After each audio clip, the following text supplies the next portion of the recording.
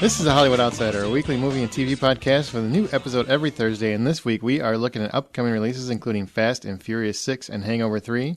We're going to have a spoiler-free review of Great Gatsby and Mud. Our From the Outside In topic this week, with Star Trek II in theaters, a listener asked us what reboots worked, which didn't, and what series we think needs one. So we're going to talk about that, the latest in movie and TV news, including our own trivia segments. My name is Aaron Peterson, and with me today are my fellow host, Justin McCumber. It's not Star Trek 2, asshole. It's Star Trek Into Darkness. But it's like part 2. Do you see a 2 on any of those posters, motherfucker? Do you know why you don't see a 2 on those signs? No. Because Star Trek 2 was already taken about 20 years ago. Yeah, they don't want to mess it up with Wrath of what? And Brian Williams. What's up, ladies? Not much. I just found out what a Star Trek 2 is called. Star Trek Into Darkness. Now, see, if they'd have been cute, it'd have been IN and the number 2. Why didn't they? Into darkness. Scotty is on vacation. You might notice you don't hear him. I mean, and he already met David Spade, by the way. Well, whoop-de-shit. Hey, he was pretty happy about it, which I don't blame him. He's like, well, David Spade was hanging outside. I'm like, well, of course he was. He doesn't have a home. I've met Nathan Fillion in Ray Park. He can suck my balls. Wow. Take away the man's dreams. By the way, there is an episode of Hose After Hours, which is a special episode we did where we kind of talk about everything we can't talk about on the show, kind of just a few of us geeking out, and we'll have another one coming up in the next couple weeks with Justin's co-host from Dead Robot Society, right?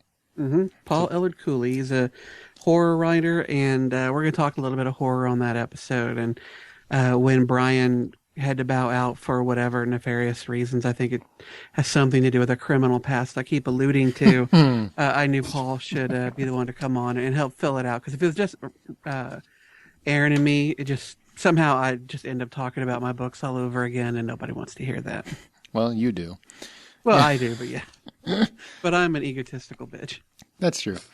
One thing before we get into the actual show, I don't know if you guys know this, but there's some really important news we got to talk about. Everyone should be aware that restaurant chain Medieval Times is trying to get a movie made. Wasn't A Knight's Tale kind of that already? Yeah, pretty much.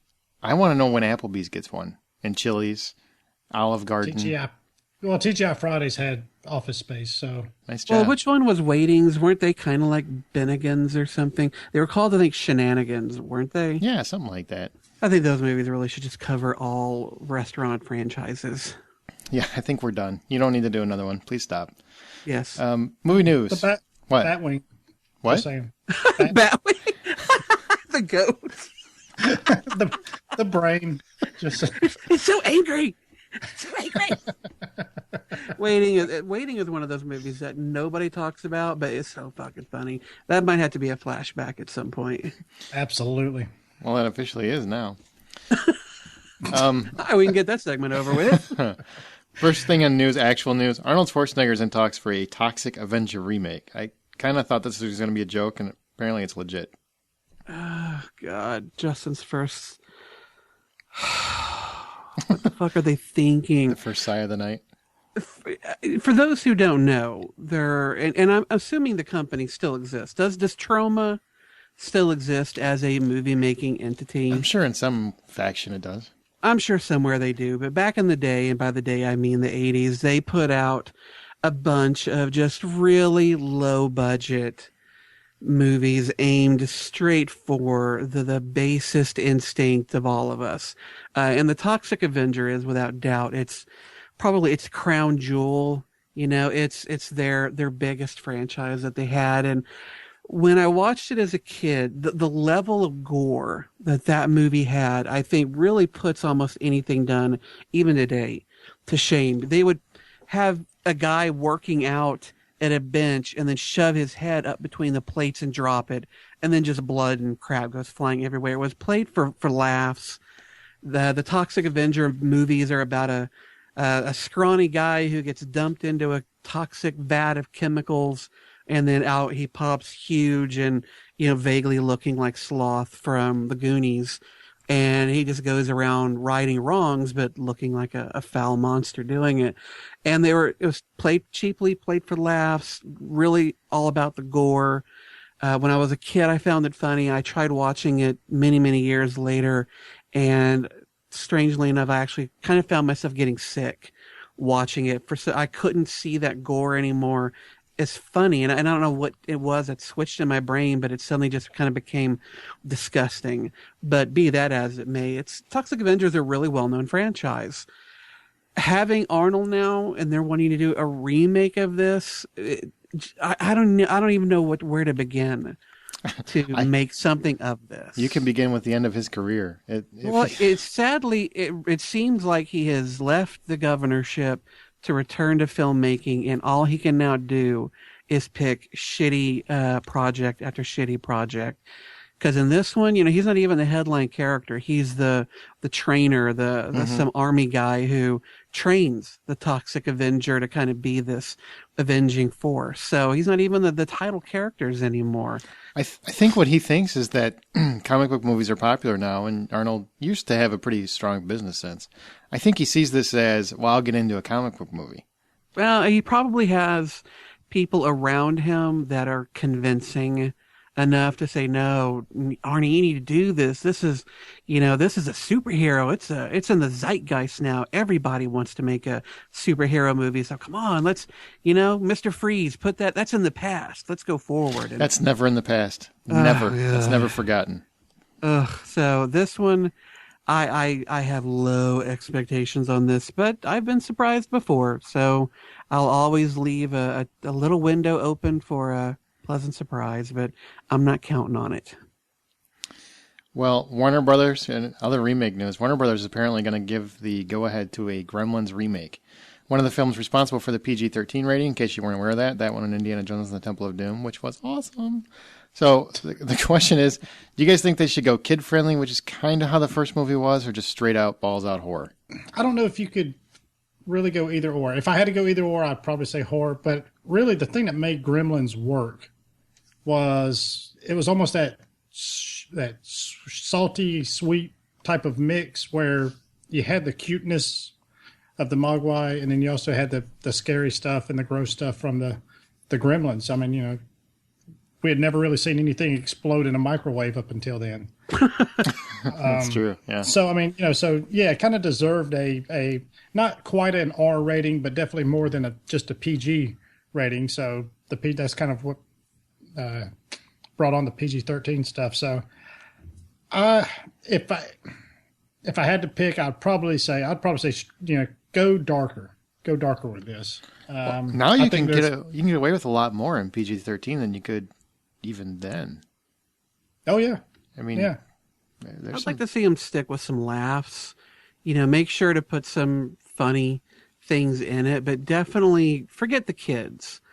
Go straight for more of an R rating with this one. Make sure you get plenty of that green gremlin blood spewing up from various blenders and appliances. But go for something a little darker, but definitely leave some of the humor, because that's what I think made Gremlins a little special back in its day, above the other types of movies of its ilk. I mean, hell, what were the other ones that came out around that time? Critters and those kind of things. Some other shit. But if it didn't have some jokes, I think I would be disappointed. But Gremlins, I'm fine with them remaking. It was never a film close to my heart. I enjoyed it, but it's not one like Goonies that I would get a little irked at them wanting to remake. Now, what about effects? Do you want practical or CGI? Because everything in the original Gremlins was practical effects. There were puppets and whatnot. I think the thing that they'll do is CGI is, I think, the obvious way to go with it. Yeah, but I don't want. I just gotta say, I would prefer the practical effects though. That's kind of what sold it in a way, because here's all these little critters that are running around actually interacting with people. So, and I'm sorry, they've come a long way with special effects, but there is just something about an actor and whatever is right there in front of him or her, and that whole interaction being right there one-on-one, instead of going, somebody standing there with a broomstick and a foam ball on the end, just so that the actor's got something to focus on, and then go, okay, act like you're scared. At least it's a sock puppet or something just sitting there in front of them going, all right, you got this gremlin here trying to attack you. Pretend the broom's eating your hand. Yeah. Make sure though Phoebe Cates is in it. Oh my God. She has to have some kind of cameo. Absolutely. If you still could, looking for her, still crying over her dad in the chimney. if they could just throw in the Fast Times at Ridgemont High scene, that would make Gremlins the remake that much better. I'm not sure how her getting out of a pool fits with the Christmas motif, but somehow somebody will figure that out. It's what I asked for Christmas. Disney officially recognized as Merida as the 11th Disney princess, which is great. That's great news. Except apparently people are going apeshit that they dolled her up and made her a stereotype in a dress rather than the independent character that she is in the movie Brave. Do you think this is a legitimate beef, Justin, or do you think people are being oversensitive? Well, we talked about this subject some time ago about our culture and how we look at women and the kind of body images that are presented to little girls. This is what you should look like if you want to be considered pretty. And so this kind of goes right in with that. So many of the Disney characters, the princesses going back through the lineage of Disney characters have been your very waifish kind of character on the screen, and then when they were carried through into other Disney products, that same waifish look followed, and that was fine. But Merida was one of the, when you see her in her Pixar movie Brave, she was a little rounder. Her character wasn't about being pretty. Cinderella was about being pretty. Sleeping Beauty, it's kind of in the name. Snow White, a really pretty waifish girl, and so on and so on. But Merida was a little rounder, a little shorter. Her hair wasn't this wonderfully groomed coif of hair. It was a very unruly bunch of just crimson hair falling from her head in all directions. And so she wasn't about being pretty. And in the movie, that her appearance wasn't what really defined her. And so I don't begrudge people taking offense at Disney trying to change her appearance to fit this Disney princess mold, especially the woman who wrote Brave. She really got upset when she saw this Brenda Chapman, when she saw what they were going to do with the character of kind of shrinking in the waist, making her hair a bit more wavy, less crazy. Right, and look more style. Yeah, you look at them compared with each other. The newer rendition is, her hair is really styled and like you say, it looks like it's been it's been combed waved through. Right, yeah. She's got some makeup on. She's got like a lower cut dress. It's right. The dress goes down to her shoulders and those sorts of things, which that image fits with a lot of the other Disney princesses, but it's also a pretty sizable change from how she was presented in the film. And even though I don't have a daughter, I have a niece, and I'm sensitive to how Everything. girls are presented. Fuck off. How girls are, affected by our media and the kinds of images that we're feeding to them about what they have to look like. And I've said this before, there is more CGI work in your average women's magazine than you're going to find in Star Wars, where they take these women and they completely get rid of blemishes and little stretch marks. They trim off a little weight around the arms and the face, and they tighten and they change to where these women that you could see walking down the street, boom, they're on the cover of a magazine and they look different.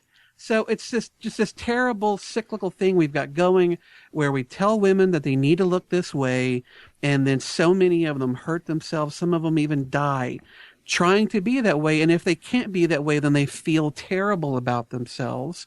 And here's Disney kind of perpetuating that. And I do not think people are being oversensitive about it. I think we need to be mindful of what we are telling our youth, be it girls or boys. And I think that they should let Merida be Merida.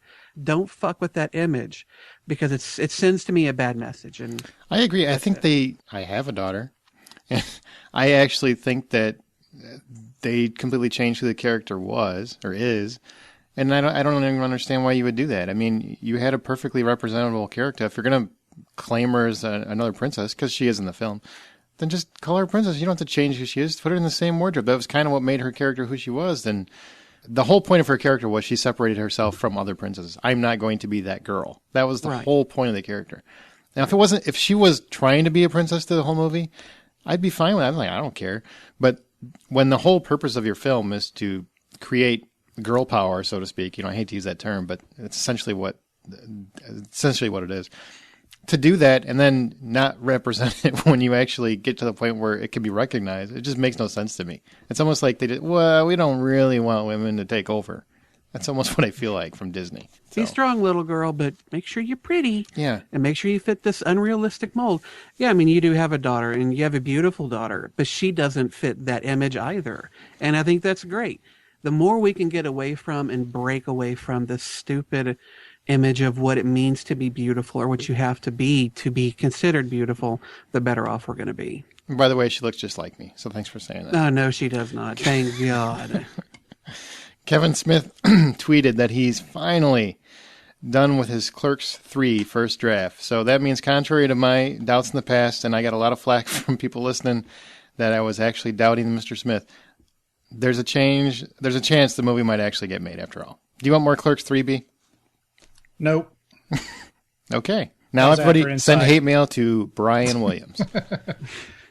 No, I think Clerks was great at the time. I just think the window's closed. I mean, I've used that phrase a number of times for a number of movies, but I thought Clerks 2 was horrible. And you're so wrong. I mean, we disagree. It's my opinion. You asked me. I know, we disagree. Well, opinions can be wrong. I mean, you're entitled to it, but they could still be wrong. This is a fallacy that opinions cannot be wrong. My opinion is the sky's a pretty shade of yellow. No, it's not. It's a shade of blue. But just calling it your opinion doesn't make it right or wrong. I'm sorry. Did I say all that out loud? Go ahead, Brian. Why did you think Clerks 2 was horrible? I don't like Jason Mewes. I don't like I just didn't like the story. It was just one of those things where it's past its time. He's almost a smaller version of Hollywood in general, that we don't really have anything fresh to give you. So I'm just going to kind of keep going back to what I was, doing before and remaking the same shit. So that's fair enough. I'm just surprised he's still doing it. I really was a big fan of Clerks 2. Obviously, I love Clerks 1. I love Kevin Smith's older movies. I hated Cop Out. I think that's one of the worst comedies I've seen in the last several years. Cop Out. Well, he made it, and whether or not it was because of this or that, he still made it, so he gets credit for it. The guy's, he's a smart guy. He's very creative. I love most of his work. Come up with something different. Just come up with something different. Well, he did. He came out with Red State, and it didn't receive the sort of reception that I think he was expecting that it would receive. And ultimately, I think you have to look at it, though, some of it from his perspective. If you get emails every day and tweets and Facebook messages with all of them, not all of them, but most of them saying some version of, please make another Clerks movie, how many times do you hear that before you start thinking, all right, well, I guess there really is a demand for it. Maybe I should do another Clerks movie. And I personally don't blame him for that, because I am no Kevin Smith. Yeah, and I probably never will be. But I get a significant number of emails and messages asking me to revisit certain things I've done in the past. Some of them I have no interest in returning to. But when there is enough desire for it, sometimes you have to wonder, well, wouldn't it be worth it for them for me to do it? And maybe this is one of those instances. I will go see this. Okay, well, they spoke too soon. Apparently, when Warner Brothers last week announced they were going forward with the Dungeons & Dragons movie, they didn't bother checking with Hasbro, because Hasbro said, we own that shit. And now they're both going to court. So can't they just roll a 20-sided die and handle this shit like men? We had this discussion not that long ago, and I forget what property it was we were talking about. But I don't understand how companies can't know what they have contracted rights for. It makes no sense to me. TSR used to own the Dungeons and Dragons license, or the name, the copyright, and all that.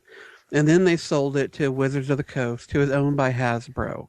Now, I don't know exactly when the original, when the movie rights were sold to Warner Brothers, amidst them being sold, the company being sold off to Hasbro. But someone has to have in their desk or their safe file cabinet a piece of paper that says, Warner Brothers owns movie rights for such and such a time period, given such and such situation, contractual elements. You would think, right? You would think somebody would own this. This should be a case of let me pull the file and then done. Why people have to go to court and actually fight over this is beyond me. That paper, I really don't understand. That paper is right next to their little scribblings of how many orcs and kill points and all that other. Yeah, well, maybe shit somebody erased it and wrote their character sheet over it or something. I don't know, but apparently Hasbro says, no, we own the rights for this, and we're making a D&D movie at Universal. Warner Brothers has already said, no, we've got them, and we're already making this other movie. They're having to go to court over it. Personally, I say get your characters, sit on a table, roll for initiative, bitch. Let's see how it goes. And Brian sitting in the back going, I don't care. I don't know what any of this means. I don't care. None of you is getting laid. But yeah, it's stupid. I don't care who gets it. The movies have been shit. Whoever gets it, all I hope is they can do a better job, whether it's Warner Brothers or Universal. Mm-hmm. But yeah, please, somebody open up a goddamn filing cabinet and figure out who's got the paperwork. I think, Brian, are you awake now? Oh, yeah. Sorry. Yeah. Sorry. How about if we were talking about the Battleship I'm sorry, board? Brian. Maybe I should have mentioned fucking paintball in the midst of that. Ooh. I forget. I forget. I touched the stove with that one, didn't I? Jay's all fired up. Don't mess with RPGs, man. Don't do it. Don't mess with my D&D. I will slap a bitch. I hear you, Dungeon Master. Will Smith is looking to invade the Western again, which is yay for everybody, as he has signed up for a remake of The Wild Bunch, the Sam Peckinpah classic. Anybody else still have nightmares from Big Willie Styles' last foray into the West? If you remember it, they fought a giant spider. Wild Wild West. The Wild Wild West. All right. Anyway, I actually like that song. I guess they're updating it. Apparently, he's a disgraced DEA agent who's rounds up some posse of friends and stuff and heads down to take out a Mexican drug cartel leader and steal his money or something like that. So I guess it's going to have an updated version. I don't know. Maybe they've kind of figured that if they kept it in the Old West, it might feel like they were copying Django Unchained or something. I don't know. Just a wee bit, yeah. I love it's one of my favorite westerns. The original version of The Wild Bunch. So I'm curious about it. I don't like Will Smith. I find it hard to take him serious in any kind of role outside of a comedy or action/comedy. Oh, you mean like in an actual drama? It's hard for you to. Yeah, it's hard for me to take him serious. Like this After Earth, I watched the previews, and while the popcorn movie side of me wants to really see it, the part that doesn't take Will Smith seriously has a hard time with it. So, well, everything I read about this Wild Bunch they're talking about making, it sounds like it could be just Bad Boys 3. So just go do Bad Boys 3. That's actually what I'd much rather see. Now you got my attention. See? That's what they need to do, Bad Boy. I mean, it's the same. We're going to go down and take out a Mexican drug cartel. You did that just in Bad drive Boys 2. Through that poor village and just kill loads of people. Exactly. And the original Wild Bunch, Brian, correct me if I'm wrong, isn't it one of the most violent movies of all time? It really is, especially for the time. It's a really dark movie, especially when you consider it came out, I think it was mid-'70s, maybe early 70s, something like that. Yeah, I think it was late 60s, actually. Was it even that early? So considering the time, if you put into context when it came out, it really is a dark. And plus, it's really one of the first movies with the kind of anti-hero themes, because the quote-unquote good guys are really bad guys. They're bank robbers and stuff who decide to head down to Mexico for one last job. Mm-hmm. So there's really nobody good in this movie. And it was 1969. Ah, okay. Good deal. Look at you, quick on the internet. No, that came out of my head. No, which is where the internet lives. All right, Neo. Welcome to Brian's Trailer Park. Look, I know this is the one everybody's looking to get to first anyway, so let's just go ahead and get this one out of the way. This, what is it, September 6th. Go ahead and mark your calendars, all you sci-fi geeks. Mm-hmm. Riddick is coming back. He was left for dead on some little barren desert planet. He's left for dead a lot. A lot. No kidding. And of course, what is he up? He's got to fight off some more aliens. Yeah, exactly. They're the guys, of course they always come out at night because that's when the freaks come out. Exactly. because that's when exactly. That's why he got the what is it, the shine or whatever it was on his eyes or whatever it was. That's why he's got the night eyes. Yep. Basically, what it is he alerts an emergency beacon, which a couple of ships pick it up, and one's carrying a whole new breed of mercenary, while the other is a guy who's pretty pissed off at Riddick and trying to hunt him down. So I will leave this open to you guys. I want to hear what you guys think of this trailer. How excited are you about this? Because I'll be honest, I've got reservations. Oh, why do you have reservations, first off, based on what you saw? I want to hear. Well, fuck off. I personally, will. It's sci-fi, so Justin might go on for 14 minutes, so I'm going to cut him off and go first. I thought Riddick looks like Pitch Black. I'll be the first to admit it. It looks just like Pitch Black. It doesn't look vastly different. I mean, at one point they even chain him up, and then they have to let him go because the aliens are coming. I get it. I don't care. It's one of my most favorite characters of this, current generation, I guess. And just to see him back in a movie, and a much more scaled down movie, and not all that flashy sci-fi hoopla that went in the Chronicles of Riddick, I'm all for it. That's what I wanted to see. That's what they're doing. If it seems similar, I'm fine with that. I still can't wait to see it in the theater. Your turn, Justin. Oh, okay. When I first saw the trailer, I felt much the same way. The imagery and the scenes and a lot of the ideas that they were dealing with in the trailer were incredibly reminiscent of Pitch Black. And Pitch Black was a phenomenal film, a really nice horror action movie. I'm a big fan, though, of Chronicles of Riddick. I love space operas, and so that movie just falls right into the middle of what I love. When I read the description, though, of what the film is about, the description tells a story of a film that is, barring their struggle against these aliens, doesn't have a lot of Pitch Black in it. It's a bit more of a story. I don't know if they made the trailer the way that they did because they were hoping, hey, if you liked Pitch Black, you're going to like this, and so let's go that direction. Mm-hmm. Or if they just really didn't know quite how to convey what the story was, and this was just the easiest thing they could put together. But the actual story that goes along with the film is interesting, and it's a movie that I really want to see. But even if the movie was just what the trailer was, shit, who am I kidding? My ass will still be in that seat.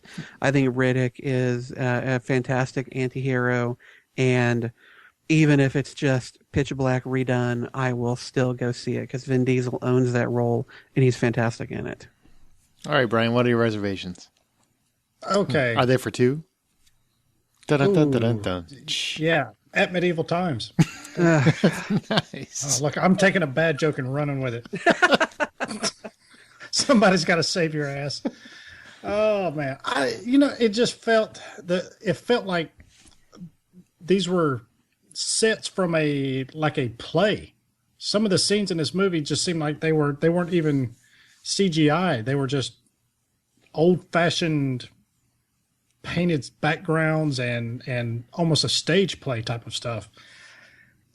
Two more words: Bokeem Woodbine. Sorry, not the mark of a classic cinema piece. That is a bad sign. What is that? Bokeem Woodbine. He's a bad actor. Oh, okay. You'll know him if you paid more attention. Trust me, he's just he's one of those guys, you know him when you see him. You ever see The Big Hit? He's the guy that's masturbating a lot. He was in the I think The Rock, one of the soldiers. He's just one of those guys that when you see him, you know who he is. And but you're like, that guy. That guy. Yeah. I didn't see the cheap sets, though. I didn't think it... it was a lot better than I thought it was going to be.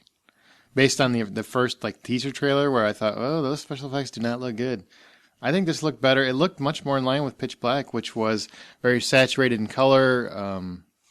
And I like the look of it. I know what they're trying to do. They're trying to get across the fact that this is a barren, desolate planet, of course. Mm-hmm. I mean, I guess, aren't they all? Well, you're not going to drop Riddick off at Club Med.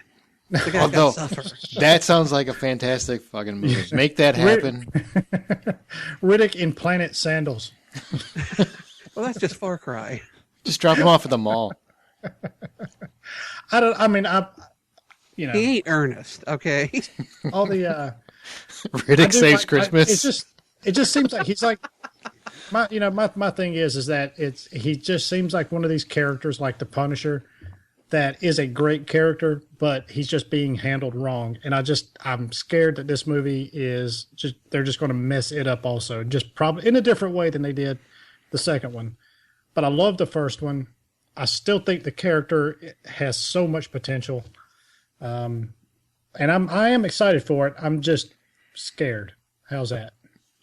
Oh, fair enough. But we'll find out more as it comes out. What else we got? Because we got like two more. Yeah, we got a couple more here. We got a couple movies next that are really based on real life events. First, from director Paul Greengrass comes Captain Phillips.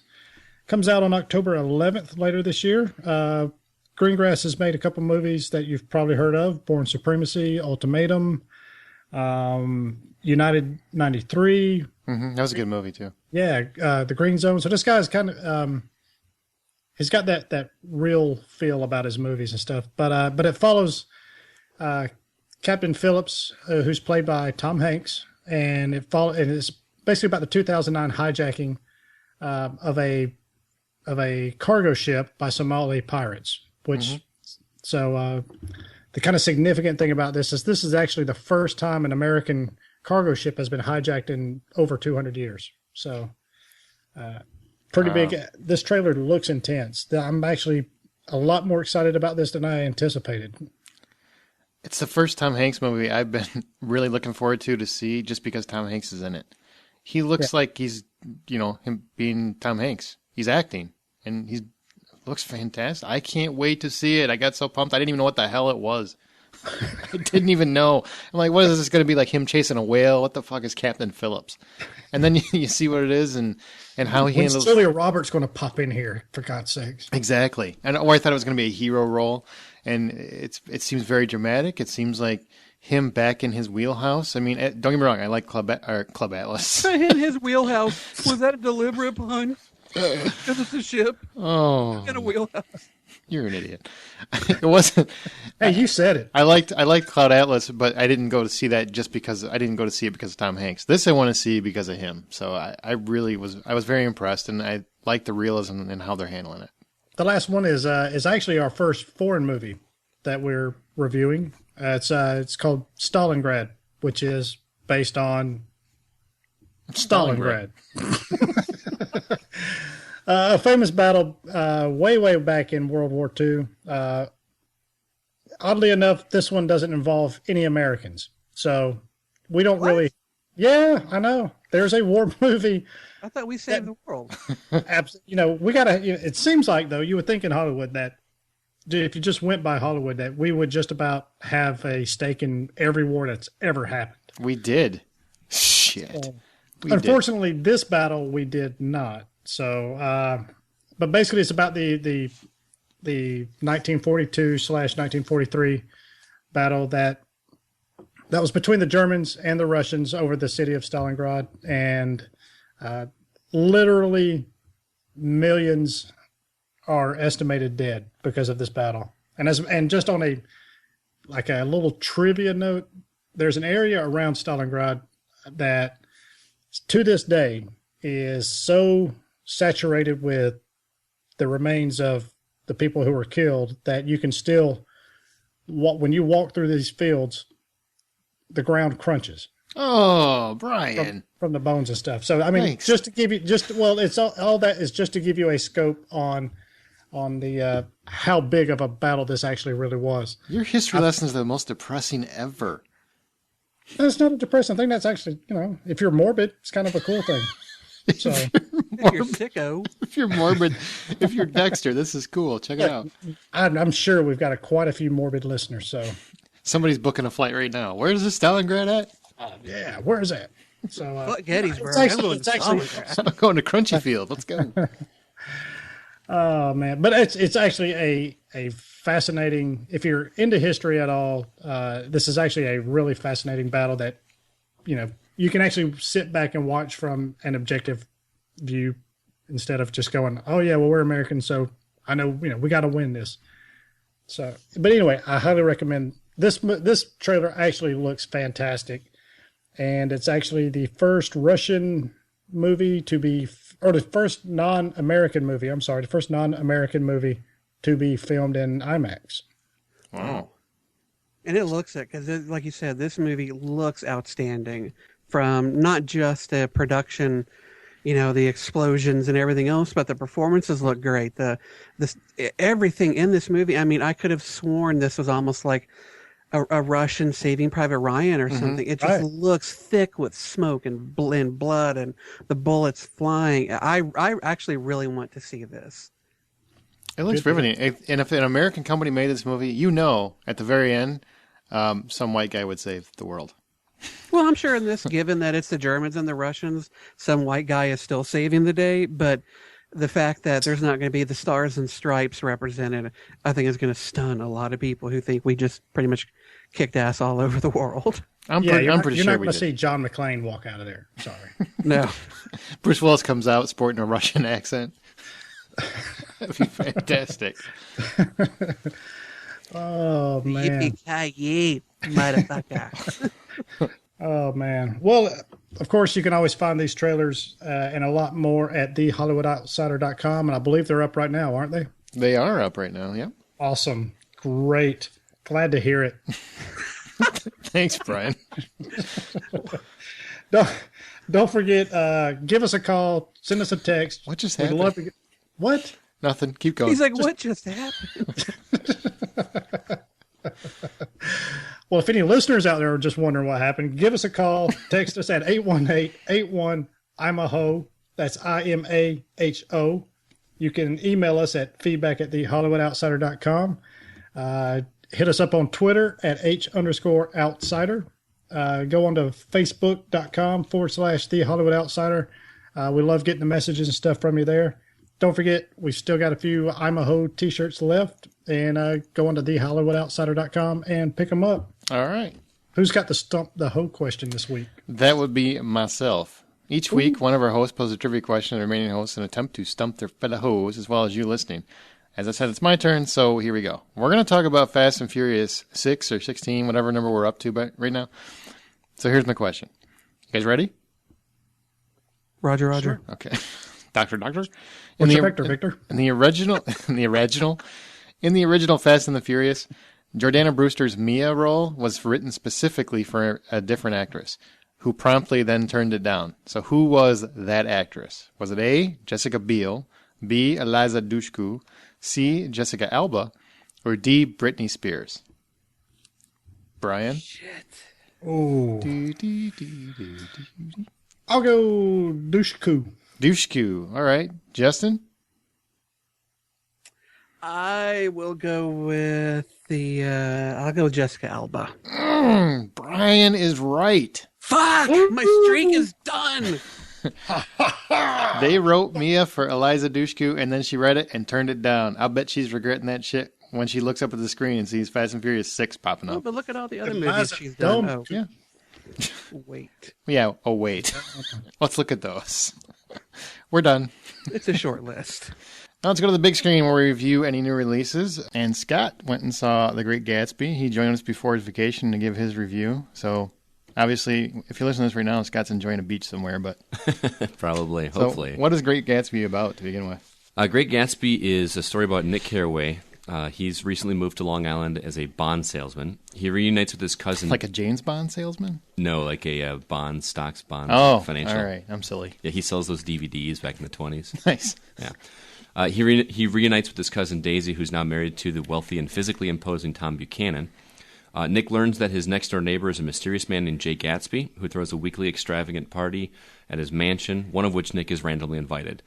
He attends, meets Gatsby, and becomes witness to a twisted story involving Jay and Daisy's history, Tom's mistress, and Gatsby's rise to status. Now, I'm one of those people that actually haven't read the book. Did you read it in high school? Or? I read it a long, I don't remember. My mother says that it's an overwritten novel. Overwritten? Yeah, I think just it's overly descriptive. but it's a classic. I went into this movie not knowing anything about the story other than what was seen in the trailers, and I was intrigued by the what I thought was a really well put together trailer. So you wanted to see it just because of the trailer? Then you didn't really know anything. Yeah. I thought you actually had read it. That's why you were so excited. I hadn't, and I'll get into it more. But it's actually making me want to read the book more to see how descriptive it is. But I was really drawn to the story. I wanted to see how it played out, and I actually enjoyed the ending quite a bit. It actually went some places that I didn't expect. Although some of that stuff has kind of been there, done that by today's standards. Yeah. But considering it was written that long ago, it seems somewhat ahead of its time in that regard. So the film itself was a little bit too long. It easily could have cut out a half an hour. How long is it? It's over 2 hours. Oh.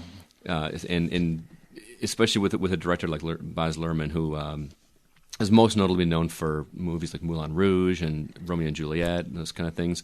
He has such a flourish in his shots as well as the music that he puts into it. But the length in particular just really it lost a bit of the emotion because it was trying too hard to be artistic instead of just telling a good story. Yeah, I guess it's almost like 2.5 hours. Yeah, 2 hours, 23 minutes. Holy crap. Yeah, it was pretty long, and the last third of it really, really dragged on to the point that I almost started caring less about the characters. It got me at the end. Like it brought me back in with the very end. I'm like, wow, this is really tied up in a really interesting way. But there was a really deep lull in that I just felt almost bored. So as far as the acting, Leonardo DiCaprio, he's become one of my favorite actors. I know he does some bad stuff and has some bad accents and that kind of thing, but this one is kind of a callback to some of his older roles, like in Titanic and Catch Me If You Can. He's a great actor. I prefer when he doesn't do accents. Yeah, absolutely. Blood Diamond was awful. It was still a good. It was still a good performance, just a bad accent. You know what I mean? It's hard to describe because I didn't think he was bad. It was distracting at times.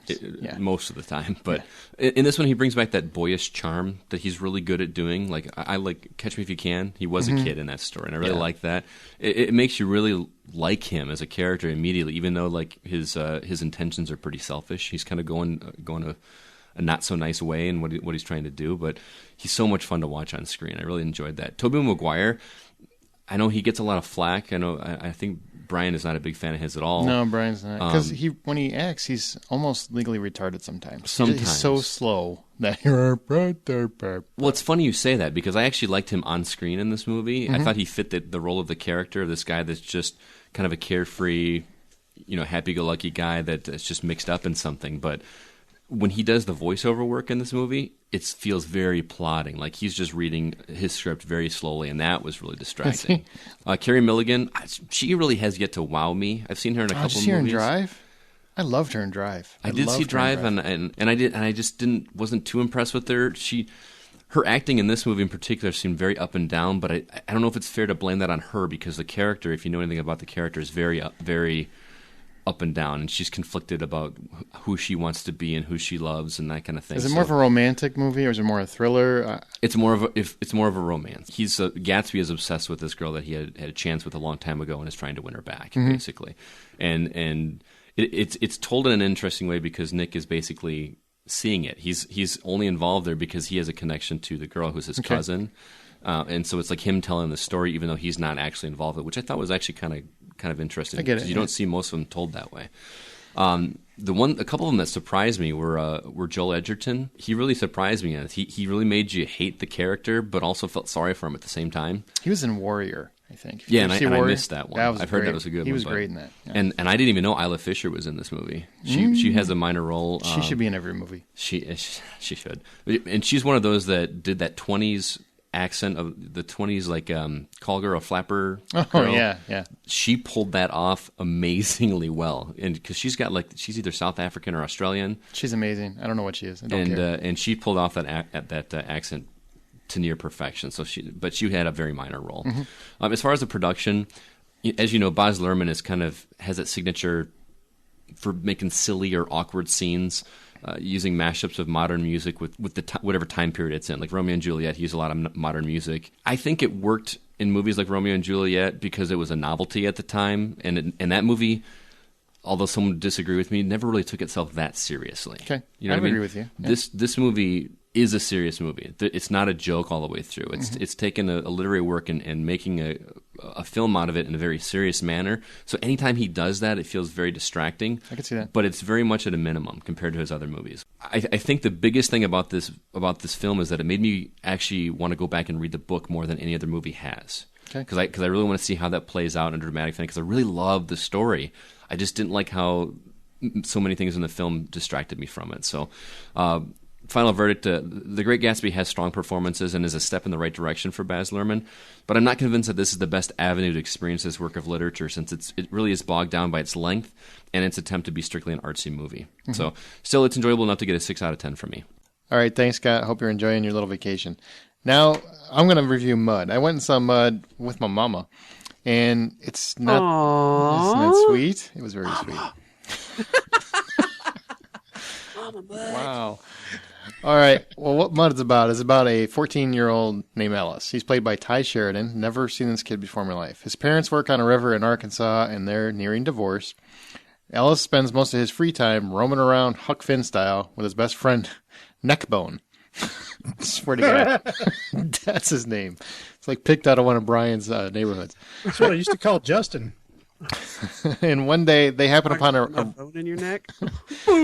Boom. They happen upon a river island with a boat lodged in a tree. There's a boat lodged in a tree, and a curious stranger named Mud lives in the boat. So apparently Mud, played by Matthew McConaughey, killed a man and is on the run waiting on his long-lost love, who's played by a really trashy Reese Witherspoon. If you know who she is, and according to her, you better know who she is. So Mud, he needs to fix the boat up. So what he does is he makes a deal with these boys to exchange his gun. He has a gun. For parts. So they run off, get him parts, bring him back to the island, and at the end, he'll give him a gun. As well as he teaches them a few things about growing up along the way. So, first off, this is not the movie the trailer looks like. I thought it was going to be kind of a crime thriller mixed with boyhood, I don't know, coming-of-age thing. It was really more of just a coming-of-age movie. There's a little bit of crime drama. I can't speak. Crime drama. God damn it. Drama? Hey, we got some good drama up in here. All right. This is more of a coming-of-age movie wrapped up in a crime drama wrapper. The entire film is more about Ellis coping with his parents' divorce and learning about love than anything else. And Mud he's kind of the metaphor for life, helping him get through it. So it's kind of a weird spot. What I'm going to say first off, Matthew McConaughey is a great actor. Not just a good one or not just a charismatic one. I think he's great. He's done a lot of shit movies in his career. But for all the people that keep talking shit about him, the guy carries the screen like he owns it. Every movie I've seen him in recently, Killer Joe, even Magic Mike, every scene he's in, he owns. And he's proven it by taking these little independent movies that he's a guy that I could see acting for another 20 years because he's taking some really interesting choices and he's staying away from Kate Hudson. So good for him. In this movie, he's smooth, he's love-struck, he's a little bit crazy, but he totally inhabits the character. He has a little chipped tooth. I don't really think that adds anything to it, but, you know, he doesn't look as pretty, so I'm sure that does something. And, of course, he's shirtless, because that's part of his contract. Ty Sheridan, the kid that plays Ellis, probably the best child actor I've seen since Haley Joel Osment in Sixth Sense. I really wish more people would see this. This is a real small independent movie. Not a lot of people are going to see it. But as you watch this kid and him go through his pain over his first heartbreak over a girl and deal with his parents' divorce and how he lashes out, he just blew me away with how real of a character he felt.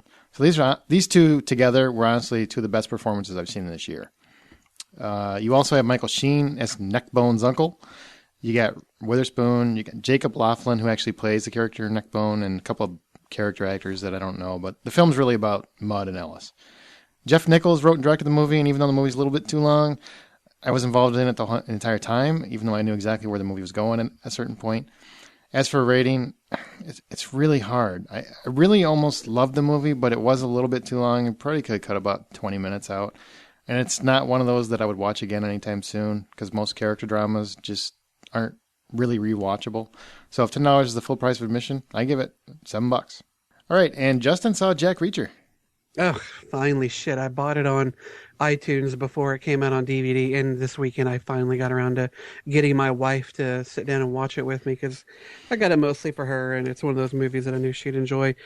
She's read the Jack Reacher novels. She was one of the people who was waiting to see how Tom Cruise fit in the role of Jack Reacher instead of just instantly despising the film because he was cast in it. She ended the movie liking the movie, but she did not like Tom Cruise as Jack Reacher. She was hoping he would perform well enough that he would overcome the differences between him and the character.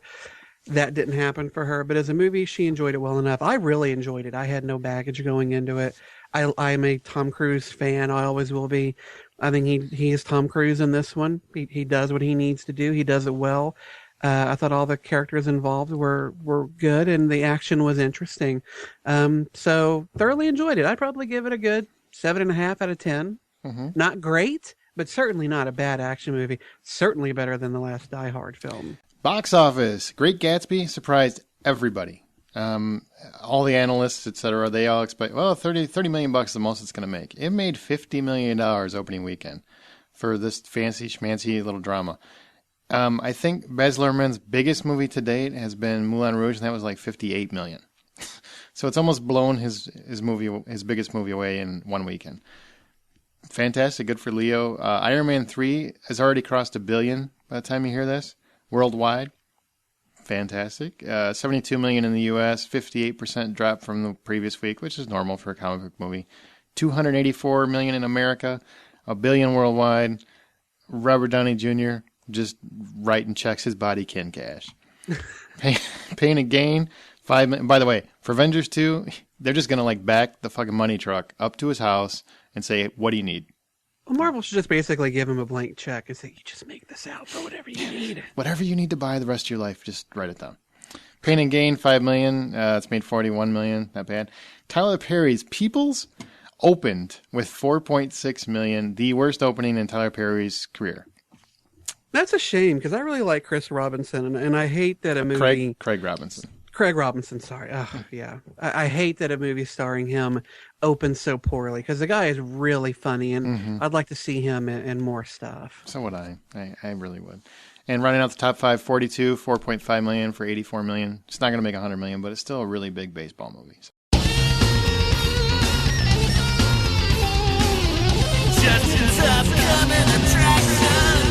All right, guys, we have got 3 films that are going to be opening up on the Memorial Day weekend, May 24th.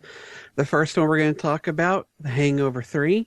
Now, this is a comedy, and it's the third and final film in the Hangover film series, the Hangover trilogy.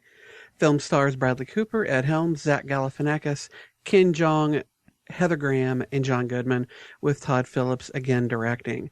This time, there's no wedding, no bachelor party. What could go wrong? But when the Wolfpack hits the road, all bets are off.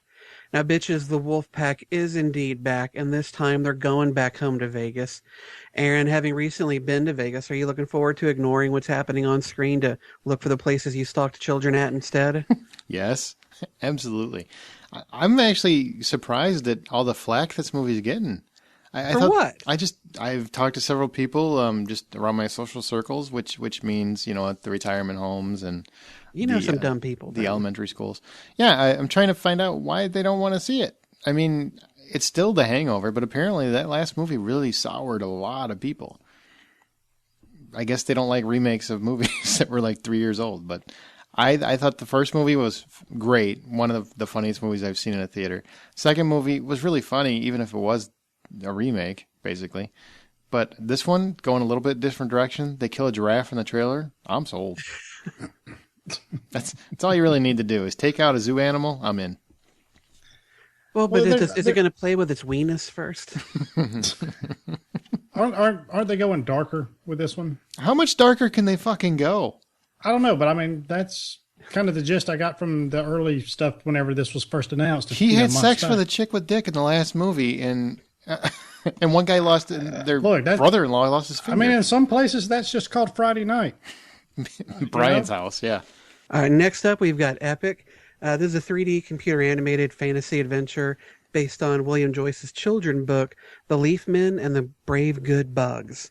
It's directed by Chris Wedge, who also directed Ice Age and Robots, and stars the voices of Amanda Seyfried, Colin Farrell, Josh Hutcherson, Christoph Waltz, Aziz Ansari, Steven Tyler, and yes, Steven Tyler of Like Aerosmith? Aerosmith fame Holy shit. and Beyonce Knowles. Oh.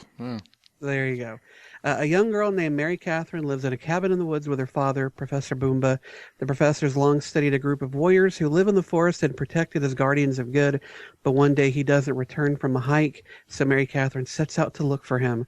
Hours later, she comes upon a group of glowing falling leaves. Catching one of them, she's suddenly shrunken down and discovers the group of warriors her father studied. Soon she's forced to assist them in a war against the forces of evil, while also trying to find out how to return home. Every trailer I've seen for this movie looks like it makes me want to poop on it more and more, so I'm hoping somebody has something positive to say. Brian, do you have something? Anything? Say it looks epic. Say it looks epic. Say it looks epic. Wow, it looks epic. There you go. There you All go. right. He made me say it. I'll tell you the one good thing that I'm really looking forward with this movie is Not going? pretty much, the end of it, So this actually, honestly, this does nothing for me. This might as well be a Fern Gully movie as far as I'm concerned. Oh, I liked Fern Gully. This is one of those, every summer you get these where the CGI animated flicks that come out, and usually I can see the justification for why you want to take your kids. I don't see it with this one at all. It looks like one of those shitty Weinstein CGI animated movies, like Hoodwinked and shit like that. Like what? Like Hoodwinked. Did you ever? Oh, no, I never saw those. No interest. Exactly, and that's what these look like. It just looks bad. Not good bad, just bad. I think my biggest issue with the film is I see the trailer and I have no idea what kind of movie it wants to be, because it's got these characters who look like they've stolen some of their production design from Lord of the Rings, yet they're speaking in ways that are very un-Lord of the Rings. And then you've got these other characters, and then you've got these cutesy creatures that are spouting, and then you've got this. It is a mishmash of bullshit, and it's like a stew with turds. That's all that's in it. It's just a bunch of turds. That's the second time you've referenced it. What kind of a base are we working with, besides the turds? Is it like ketchup? Is it like a chicken broth? Move on, they dear piss God. Stirring turds. Gotcha. With some Now, is this corn a peanuts. hot dish? Is this served hot, or is it kind of a cool? Oh, it's hot. It's hot. All right, just checking. It looks like shit. Brewed in a porta potty, huh? And I don't care who you've got doing voices in it. It looks like shit. Sorry, Christoph Waltz. I love you as an actor, but I will not watch this film. I refuse. I put my foot down. Yes, sir. That is the most reference of poo we've had in the entire run of the show, honestly. So congratulations, both of you. Oh, thank you. Hey, we aim to please. Yep. Last week it was Jenga, and this week it's a turd stew. All right, our last one, and for me, the best one, Fast and Furious 6. Action film written by Chris Morgan, directed by Justin Lin, who has directed all of them since Tokyo Drift. The film stars Vin Diesel, Paul Walker, Dwayne Johnson, Jordana Brewster, Tyrese Gibson, Michelle Rodriguez, Sung Kang, Ludacris, Gina Carrero, John Ortiz. Jesus Christ. Jesus Christ is in it? Well, I didn't he know may that. make an appearance. They've got There is everybody some else. miraculous shit going on in these trailers. That's how fantastic. He may come down and save the day. The Rock actually called a favor, and he's like, Jesus, here's what I need. Yep, calling in an airstrike. Fast and Furious 6 follows a professional criminal gang led by Dominic Toretto, who retired and following their successful heist at the end of Fast 5, spoiler alert, but remain wanted fugitives. U.S. Diplomatic Security Service agent Luke Hobbs offers to clear the group's criminal records in exchange for helping him to take down a skilled mercenary organization led by Owen Shaw and his second in command, Dominic's presumed dead lover, Letty Ortiz. I think we're all pumped up for this one, right? I know I sure as fuck am. Can I get a hallelujah up in this piece? Hallelujah. Hallelujah. That is so much testosterone on that freaking screen. Oh, I had hairs popping out of my chest just watching the trailers. I did. I feel like I was pumping iron the whole time I'm watching. I'm like, Gina Carano too? Oh, the whole She's probably got a hair or two on that chest. She's so tough. She is. It's almost like somebody just got together and said, all right, we want the most badass cast we can put together. Who do we get? Oh, look, We need Rodriguez back because she died in the last one. You know what? No, she didn't. She didn't die. She's good. You didn't see her die. You didn't. They tricked you. But they did have a funeral, and Vin Diesel envisioned it. But his visions don't count as fact, man. He's an unreliable narrator.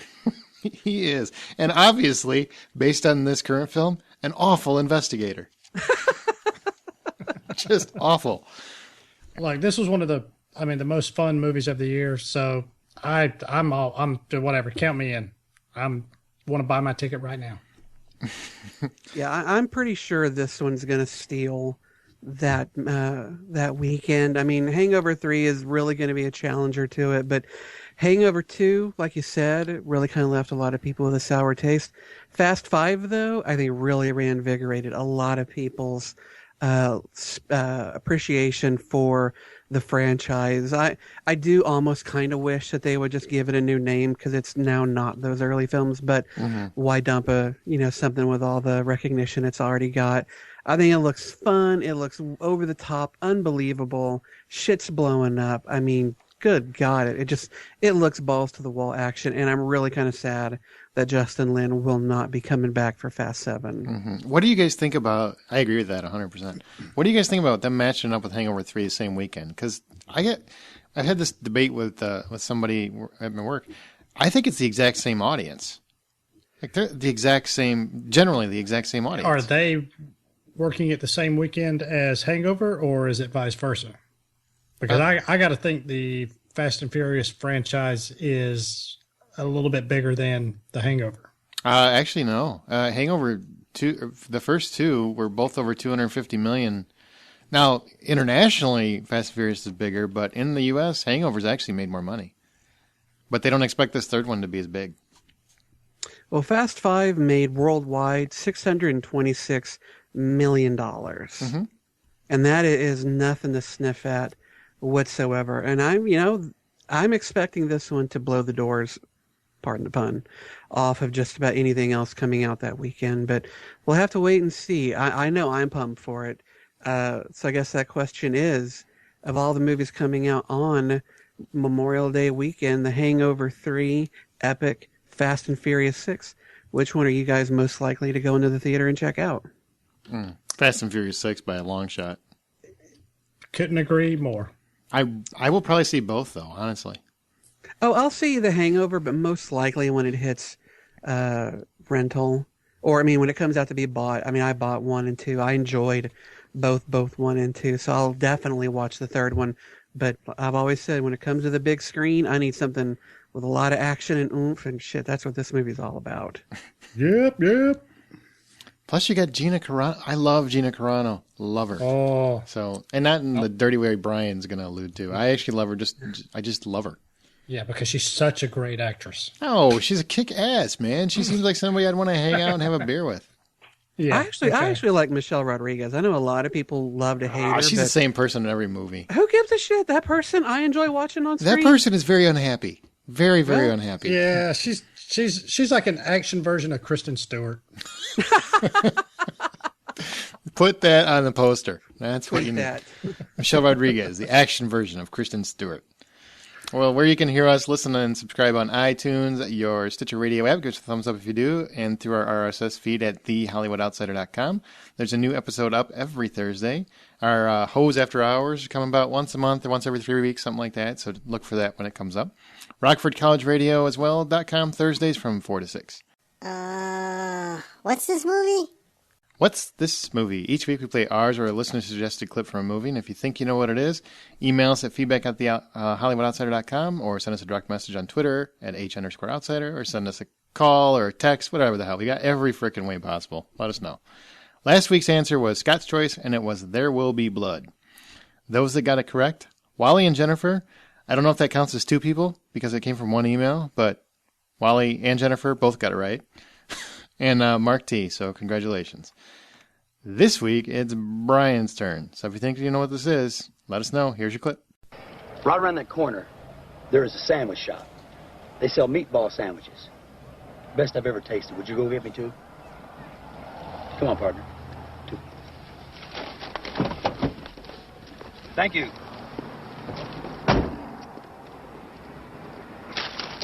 Utah! Give me 2. Now let's go to the couch where we talk about TV and home video news. First up, the most exciting news for me, probably this year, honestly. Fox has confirmed it. Jack Bauer, he's going to return. He's going to shoot bitches in the kneecaps. He's going to shoot people's wives next summer. Starting in May 2014, it's going to be a 12-episode limited series, and it's going to be called 24, Live Another Day. It sounds like a Die Hard kind of title, doesn't it? A little bit, yeah.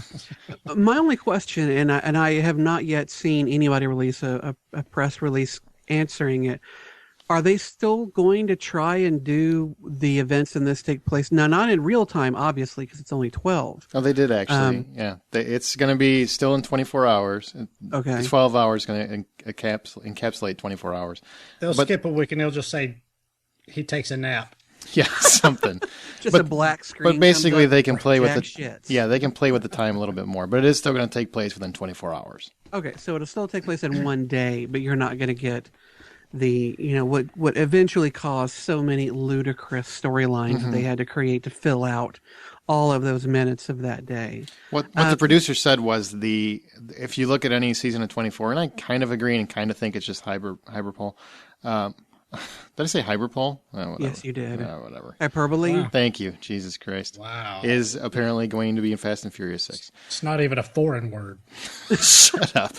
What they basically what they said was, for any season of 24, 12 episodes constituted the meat of the show, and then you had 12 episodes of filler, so now they can just do the meat. That's their theory. So all the meat, none of the rest of it. All right. Well, do we know if they're going to get Chloe back? Because it ain't going to be 24. I mean, I know Jack is the face of 24, but Potato Face Chloe has got to be back in there, retasking satellites and hacking through everything that's probably supposed to be unhackable, but she's on it. They have not said. Her or Tony Almeida, they haven't said who's coming back. The only person that signed is Jack Bauer. Hey, I love Tony Almeida, man. After his good-looking wife died, I had no more use for him. Yeah, I mean, Chloe, what was it, Mary Lynn Rashkub or something like that? She's got a kind Rights Cub or something. Yeah, she's actually quite funny. She is very funny, and and just in this show alone, she has got such a fantastic tongue-in-cheek, sarcastic sense of humor it really just fits this show because it doesn't make it campy or anything like that. It really kind of fits with whatever's going on. And just kind of gave it that extra something those seasons that she was in it. So. And the last season, they really sexed her up a little bit. Like she's a good looking chick. Yeah, well, they kept that episode where she got the M16, shot a couple bad guys. Yeah. I was cheering on my couch, but yeah, I mean, I loved 24. The later couple of seasons did start to get a bit weak, but all in all, 24 is just one of those shows that I think impacted TV in ways that will ripple for probably a long while. To be able to have Jack come back and maybe electrify some testicles with a light cord or something, I'm all for that. I'm really looking forward to seeing how they bring him back, since the end of season 8 or the final season, he basically was a wanted murderer. So how they figure that out? I mean, obviously they give pardons away like it's candy, so he can always get one of those. I guess they just hand him out at the drive-thru, but. They should have called it 24 Blaze of Glory. Blaze of Glory. Then they could have pulled out the old John Bon Jovi song. Shut down. Wow. Okay, John McCain introduced a bill to ban TV sports blackouts. I have no idea what this means. What does this mean, Brian? All right. Well, basically, the bill involves a lot of other stuff, but which Justin will be happy about. This may be the first time he becomes a John McCain fan because... Basically, he's trying to get rid of the cable company's power to bundle channels. So, but basically, this also entails is the stuff with blackouts is basically if a sports team plays in a certain region and the stadium is not sold out, they can black out the program on TV. Which is bullshit. Right. Because it's a ploy to say, okay, I can't watch it, so I'll go to the game and watch it. Well, nowadays, when it's $400 for 2 or 3 people to go freaking see a game, and this is just anything. I mean, one of the many basketball games, baseball games. It's ridiculous how much it is nowadays. So So he's promoted a bill to get this abolished, so to speak. Now, I live about 3.5 to 4 hours away from the city of Atlanta, where I'm a baseball fan. My home team is the Atlanta Braves. Mm-hmm. There are blackout certain channels that like, let's say a channel like MLB, the baseball channel, they may play the game, but I have to. It's blacked out, and I'm forced to watch a different broadcast of it. So I'm for this. That sports issue aside, I'm still for this, just for the fact that I would like to pay a la carte for my cable. Mm-hmm. I don't need 4 Disney kids channels. I don't watch ABC Family, which by the way is, from the commercials I've seen, is getting pretty racy for little kids TV. Suddenly, next week, Brian's watching ABC Family. Yeah. This is just one of those things that I'm not sure that the odds. I don't know about the odds of it getting passed, but I like the idea of it from what I can gather of it. I don't know, Justin. I mean, have you looked into this at all, or? Well, yeah, I'm kind of like you. I cannot stand these bundles that the cable providers kind of force you to pick, because you know that there are dozens of channels that basically get a free ride onto the air because they're being carried along by 1 or 2 channels that people actually watch. And it's terrible to call a company and look into what they've got and, hey, I want this A&E or something, but to get that I have to pay a bunch more to upgrade to a higher tier, but that also includes 30, 40, 50 channels of shit I will never, ever watch. Make it, so that if you want to see whatever that piece of shit little channel is, you're a fan, then you pay for it. I don't want to have to pay for that to watch the shows that I want. Make it a la carte. I'm all for it. But I've always felt that blacking out a sports broadcast because the locals didn't buy enough tickets was punishment bullshit. Mm-hmm. That's all it is. They're punishing people for not buying tickets. And I'm sorry, fuck me if I can't afford one of these tickets. I only live 30 minutes away from the new Texas Stadium where the Cowboys play. I could go, but those tickets are insane. The seats are uncomfortable as shit. Frankly, there's nothing they offer that I don't get better on my HD TV at home. But don't block it out for me because somebody else didn't buy enough tickets. All right. Well, now that I know kind of what it means, now I'm behind it. Go McCain. You can be president someday. Oh, no, you can't. Marvel's Agents of S.H.I.E.L.D. received a series order. Too soon? Too soon? Marvel's Agents of S.H.I.E.L.D. received a full series order and will air this fall, Tuesdays on ABC. Watching the full trailer now online, are you pretty pumped, Justin? This is yet another one of these things that I don't quite know what they're...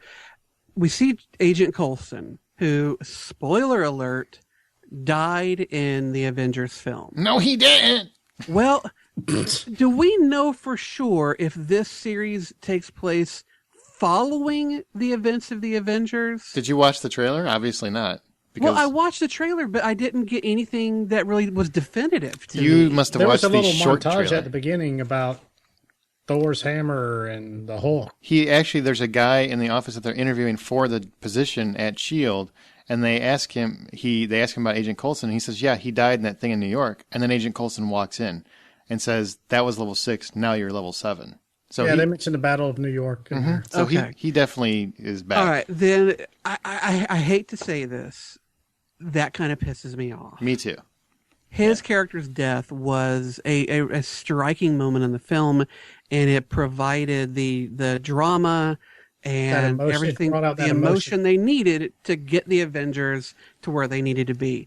And to suddenly say, whoops, just kidding, psych, kind of pisses me off a little bit. That said, I will still watch this show, and I am going to break my rule, and I will watch the Avengers from the beginning. One, it's already gotten full season order, so it's not like I have to worry that they're going to give me 12 episodes and Fox fuck me by taking the show away.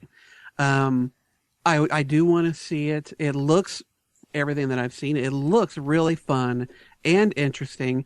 I'm kind of disappointed that Colby Smulders isn't in this. She played his right-hand agent in the film, and I think she would be perfect on the TV show. Hopefully she'll make a cameo here and there. I think I heard her in the voiceover, actually. I like Coulson. I'm glad to have him back. It just kind of now retroactively steals some thunder, pardon the Thor pun, from the Avengers. I agree with you. It is, because that was a highly emotional part in the Avengers, and it does kind of, like I say, kind of bring your heart into it. So the fact that it does feel soap opera-ish in a way, just like, oh, wait a minute, weren't you dead? Now you're here. So what? Anyway, I don't know. But, and in fairness, comic books have been doing this for years. They have. So there is that. In comic bookdom, there really is no such thing as a final death. It happens. But, we didn't only just get this trailer this week. We also got a really, I did not anticipate finding this trailer, as fucking cool as it is, but Fox has that Sleepy Hollow show coming out. That looks pretty cool. They released a trailer for it today, and god damn it, it looks good. Fox they're suckering me in, because it takes the character of Ichabod Crane. It's giving kind of a whole new spin on who the Headless Horseman is, what his mythos, so to speak, is about. They're bringing Ichabod into the modern day. So you've got that fish out of water, plus you've got the supernatural shenanigans going on. It looks really good. I can't wait till Fox puts it on Friday and kills it after 3 episodes. Oh yeah, I'm sure it will die quickly, and Fox will act as though it never existed. But Brian, did you actually get a chance to see this trailer or not? No, I have not, but I definitely will be watching it as soon as we're done with this. Yeah, watch it. It's good. Even the guy who's playing Ichabod Crane, never seen him before in my life, but he's doing a fantastic job. And there are a little bit of the vibes from those National Treasure films, because there seems to be this whole historical kind of puzzle riddle that's going to have to be solved involving George Washington. But I like that they're going with Washington. So often people want to go with Franklin, or they want to go with Jefferson. It's kind of actually nice to see, old George getting the spotlight instead of one of the others. But it looks great. I can't wait to see it. Yeah, that looks really interesting. Now let's go to DVD and Blu-ray. Justin, Scott's not here.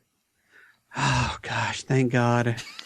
All right, guys. Well, this week, like, yay, more time to talk. More time for me, which obviously is always a good thing. People are listening to the show going, God, couldn't Scott call that in? I don't want to hear Justin again. Yeah, he's going to drone on again. All right. May 21st, we're going to have the following DVDs coming out. First up, Side Effects, starring Jude Law. It's a film about the events following a young woman prescribed antidepressant drugs. Aaron, you gave it a 7 out of 10 on episode 81. Would you recommend people go buy this one? Not buy it, but definitely run it. It's really interesting. Yeah. All right. Parker, now this is the story of a professional thief played by Jason Statham who's double-crossed by his crew. None of us saw this one. I'll probably give this one a rent. Along with Beautiful Creatures, which is about a boy named Ethan who longs to escape his small southern town. He meets a mysterious new girl, Lena, and together they uncover dark secrets about their respective families, their history, and the town. None of us seem to give enough of a shit to go see it, but it's one of those movies that, is a rental. It's based on a YA series. It looks interesting enough to rent. Are you guys going to rent this one either? No. Parker. No. I will Parker because it's Jason Statham. I agree. Yeah, but Beautiful Creatures looks absolutely horrendous. Yeah, I'm not interested at all. Yeah, it's got Statham. It's got J-Lo. I doubt she is going to have the same chemistry with Statham that she had with George Clooney, so I'm not expecting another Out of Sight, which is one of those films that nobody talks about nearly enough because that movie is phenomenal and she's phenomenal. Honestly, Jason Statham, I know we always make fun of him. Every movie should just be Jason Statham with a number. But Safe, I just watched Safe, which actually wasn't really bad. That was on it's on Netflix now, I guess, but it's actually a pretty decent movie. Better than most of his. That's the one with the Asian girl he has to protect? With the Asian girl, when I saw the trailer, I thought she was the worst actor ever, and she's actually not bad in the scope of the movie. So it's actually not bad. What else is coming out? The Last Stand. Now, this is Arnie's latest flop, where he's all that stands between good and evil. The evil in this case being a Mexican drug cartel leader making a run for the border, though not in the usual direction they go in. Stand Up Guys is about a pair of aging stick-up men who are trying to get the old band back together for one last hurrah before one of the guys takes his last assignment to kill his comrade. Finally, The ABCs of Death is a 26-chapter anthology that showcases death in all its vicious wonder and brutal beauty. On the TV front, we've got Season 5 of True Blood coming out from HBO. If you need more shirtless vampires and werewolves in your life, now you know where to go to get it. Ooh, yeah. Hit me with that unknown shit. Flashback. All right, I'm going to be quick on this one. This is my little flashback. It came out in 2004, so it's not that old of a movie. 8 years, though, hell, maybe some people listening to this weren't even born then. I don't know. If you are, turn to your parent and go, why are you letting me watch this? Why the hell are 8-year-olds listening to us? Hey, the one guy listens to us with his kid, an 8 or 9-year-old kid in the car. That's true. So I guess I It's shouldn't. cool. The kid has to be cool. Yeah. Oh, yeah. That kid's got swag. Oh, yeah. Euro Trip. I love this fucking movie. It is hysterical from beginning to end. And for me, it features probably the best cameo of all time with Matt Damon playing the lead singer of a band that's playing at this high school party. And of course, if you know the movie, you know the song Scotty Doesn't Know. One of the best songs of all time. It is on my iPhone. I listen to it frequently because it's hysterical, and it's my brother's name, so I always make sure he has to hear it too. But it's one of those films where a group of I guess they've graduated high school now, and they're going to head off to Europe because the lead character, Scotty, has a woman in Germany that he's in love with, and he has to go find her and make her his own. His friends go along, and of course, hilarity ensues all across Europe. It also doesn't star, but it's got Kristen Kreuk in it, who I didn't recognize her at the time, but that was only because I hadn't started watching Smallville yet. But she has a little bit part in it. And Michelle Trachtenberg, who anybody who's a Buffy fan knows her as Dawn, she is very un-Dawn-like in this movie. And by that, I mean cleavage all over the place. So she's trying to sex pot it up a bit too, but it's funny. Non-stop laughs. It gets a little stupid at times, but fuck it, that's what these movies are all about. If you haven't seen Euro Trip, for whatever reason, you go rent it, watch it. If you're not giggling and just smiling as you watch this film, then I think you honestly have no soul. Now let's go to From the Outside In, where this week we're talking about reboots. And we got to clarify this because even these two were confused about it. We don't mean simply remakes, and we don't mean prequels or spin-offs. We mean film or TV series that have died, and we're given a new life with new actors playing the same characters. So we've talked about the concept of reboots in the past a little bit, but listener Katie tweeted us and asked specifically what reboots worked, which ones have not, and what series is desperately in need of one. So guys, what reboots have really worked for you and why? Justin, you can go first. Well, let me start off with, for me, it's the most obvious one. I think that the Star Trek film that J.J. Abrams did brought so much life and energy and interest back to the Star Trek franchise. I love The Next Generation, and I really enjoyed the movies that they did. Even the ones people really didn't care for, I found things to love in them. But sadly, very few people seem to share my appreciation, and the Star Trek film franchise was just heading down this roller coaster with a rocket on its back into oblivion. And Insurrection was awful. That was not a good movie. Insurrection was rather weak, but I think Nemesis is a better film than a lot of people want to give it credit for. Starring a then unknown Tom Hardy.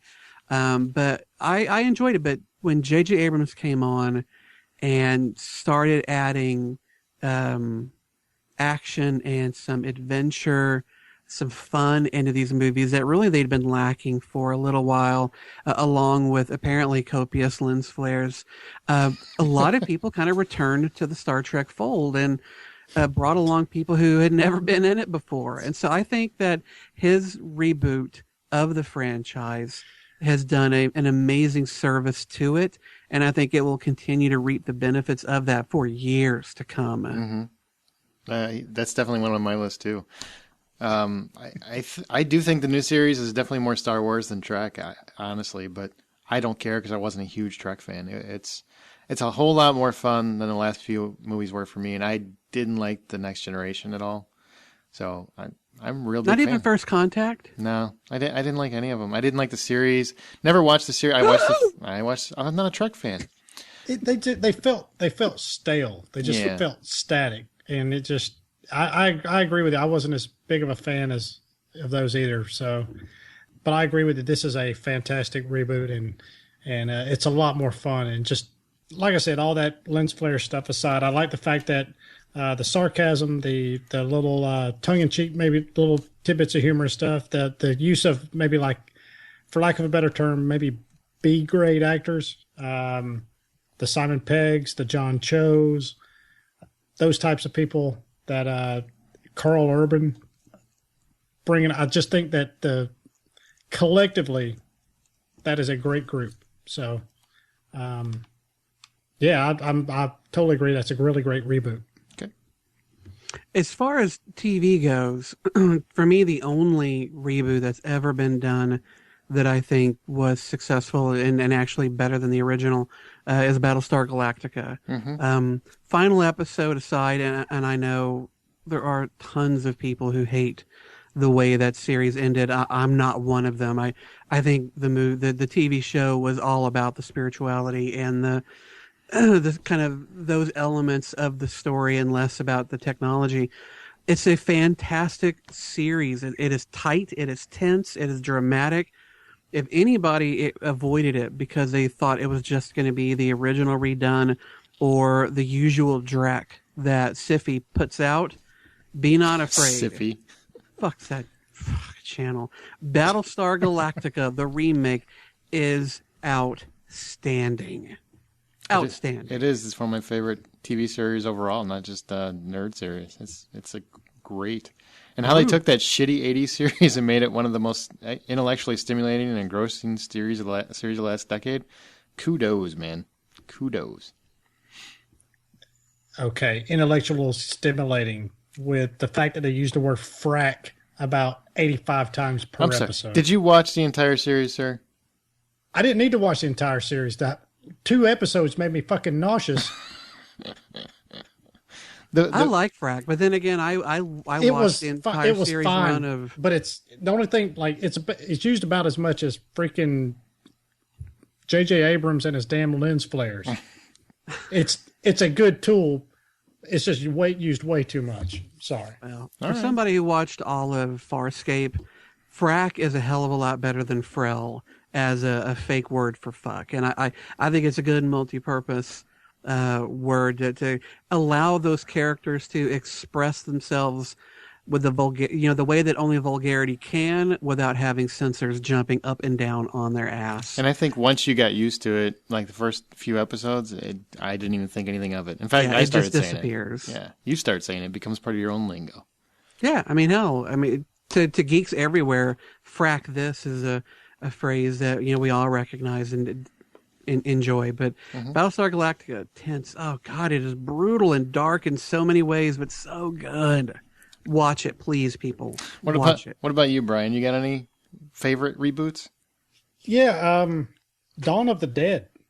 Really, one of the movies that kind of really kicked off this whole zombie craze. Fuck, I didn't even think of that, but that's good.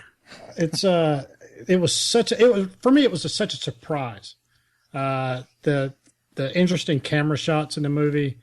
The fact, Snyder. When Sarah, whatever her name is, Pollock, whatever. Sarah Polly. Mm-hmm. When she leaves her house at the beginning of the movie, and it's like this, I don't know, it's like this aerial shot from about 1,000 feet up, and all you see is her car. It's like in a video game or something, driving through the neighborhood and hauling ass, and you see cars crashing and things on fire, and it was such a unique camera perspective that it was like, wow, that's kind of so simple, but I don't know if it's ever really been done. The guy and his wife, and she's pregnant, and she's with that zombie baby, with the zombie, the zombie baby and stuff, and the guy that's trapped over in the building across the street, and they're communicating with whiteboards and playing games and naming the lookalike zombies, Burt Reynolds and that kind of stuff. It just and one of the first scary little kid zombies I think I've I or at least that I remember seeing at the beginning of it. The little girl who kind of opens the door, and Sarah Pauly and her husband are there in bed, and it's like, what? And next thing you know, he's got a geyser full of blood shooting out of his neck. So it's a really good. And Ving Rhames is great in that movie. Yeah, probably the last good thing that he's made. Yeah, I mean that would be another. Ocean's 11, I thought was another really great reboot. Hold on. Didn't Dawn of the Dead, was that the first fast zombie movie? Or were they still No, 28 days later. 28 days later, even though technically they were not zombies, but by all intents and purposes, they were zombies. Yeah, I think that was the first fast zombie. Okay. I couldn't quite remember which one had done it first. That's what's coming in Fast 8. That would be great. Zombies in cars. That would be fucking awesome. Somebody get me a piece of paper. Write that story. Yeah, Ocean's 11 I thought it's actually probably one of my, when I get down to it, probably my favorite reboot.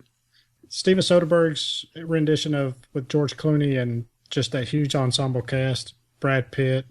The subtle jokes in that movie are, I tell you what, if you've seen it and you thought it was pretty good, go get the DVD and watch it with the commentary. Yeah, because you learn so much about that movie, and especially like the behind the scenes and how close everybody was.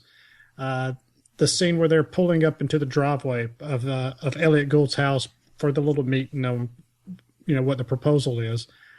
There's a white van that pulls up and it's got tinted windows. You see a couple of heads in there, but it's really just a nondescript little scene. You could have had anybody in there.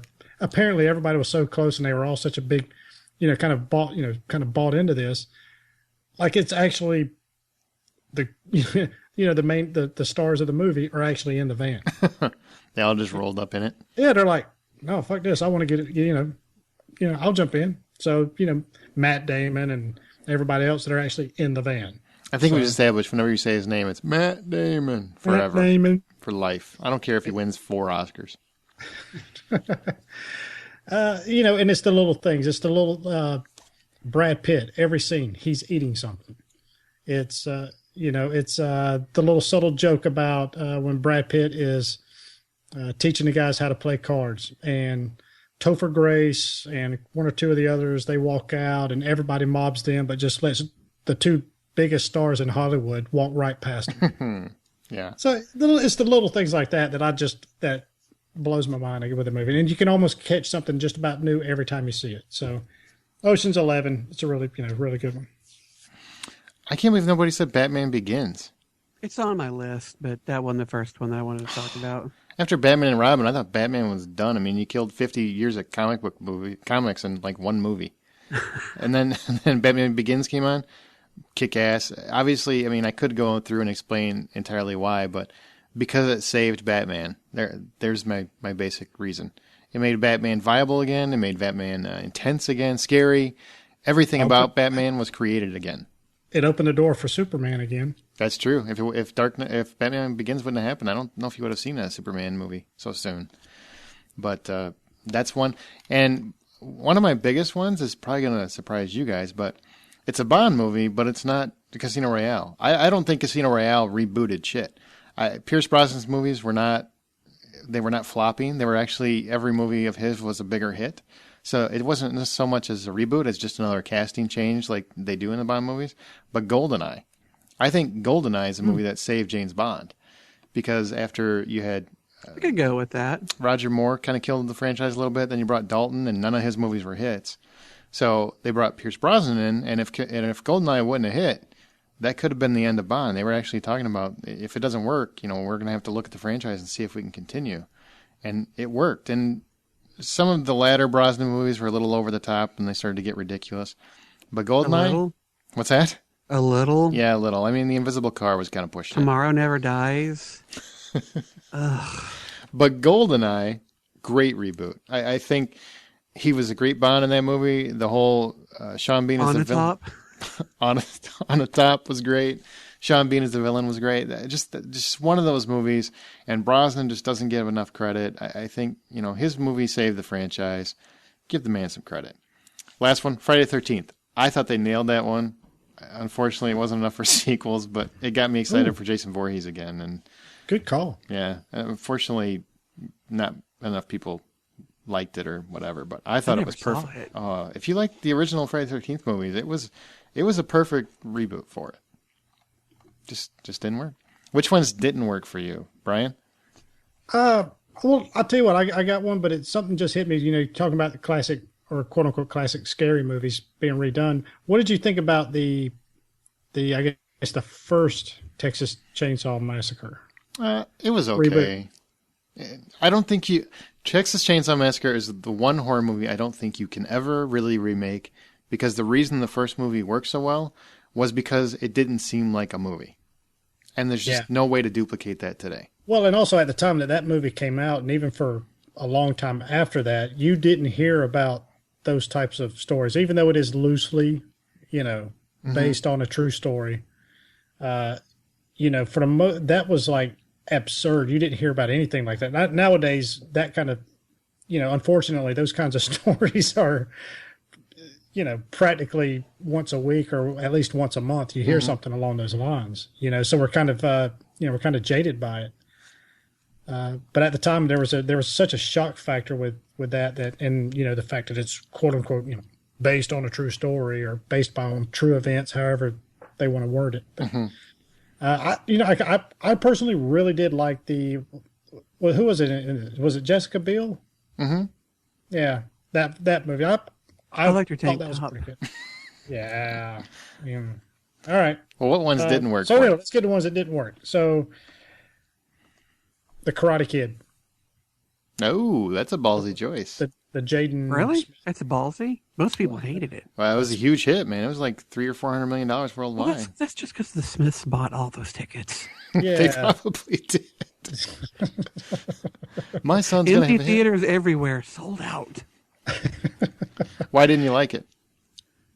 It lacked heart. Mm-hmm. I would agree with you. It lacked any kind of heart, soul, just emotion. It just felt it was just missing that something that Ralph Macchio brought. That the chemistry between him and there's a sentence I never thought I'd hear in my lifetime. It's missing that something that Ralph Macchio brought. Hey, you don't get insights like that anywhere else, man. You sure don't. That certain je ne sais quoi that only Ralph Macchio could bring to a role. At least a role, anyway. At least a certain something that he brought that Jaden Smith didn't. Mm-hmm. So, it just like I said, it just didn't feel like it had it, man. It just stunk. Mine, Halloween. That's what I'm calling it from now on. Halloween. Because fuck you, Rob Zombie. Whatever you did to that franchise, you should still be getting lashes for. It just disgusts me. And then one that's not going to be popular with Justin, Superman Returns. Fuck off. I didn't hate it. I liked Brandon Routh. I thought Kevin Spacey was a good Lex Luthor, but it had some of the most idiotic takes on the Superman myth I've seen. They made Superman a deadbeat dad, and then it was just boring. I mean, I don't know if that kid was his. Oh, you know. They never proved it. They never said it. There was no super DNA test, but he didn't have a job, so it's not like he's getting any cash for the kid anyway. I didn't hate it, but I was monumentally disappointed is how I would word it. Oh, man, I loved it. Oh, I still love it. Fucking Godzilla. How do you fuck that up? It's a giant monster movie. It ain't rocket science. You put a giant monster in New York and let them trash shit, and they still fucked it up. Because he kind of liked it. I kind of liked it. Oh, you're so dumb. Well, you're the target demographic, Brian. It wasn't great. It was entertaining, but it wasn't great. I didn't hate it. It was just, in fact, I don't like Matthew Broderick, so I would have recast him. But yeah, it was, to me, it was entertaining. It wasn't, like I said, probably a 6 or so out of 10. But I wouldn't give it. I wouldn't hate on it. Well, that's you. To borrow a joke from another podcast, how did he give birth to an egg in a closet? Didn't happen. What about you, Justin? You got any that just didn't work for you? Last time I did a movie and a TV show, I'm going to stick to that same theme again. Movie, Planet of the Apes. I disagree. You didn't like the new one? The Tim Burton? Tim Burton's beginning of his descent. It was terrible. Okay, I'll give you that one. Awful from beginning to end. A dripping piece of wet shit. Awful. Wow. So apparently the theme is shit. Gross shit. Yes, this tonight. episode's theme is excrement, fecal matter, scat, Okay. whatever you want to call it. That's what this film was made of. It was so awful that one of the few movies that I damn near went into the theater and said, give me my fucking money back.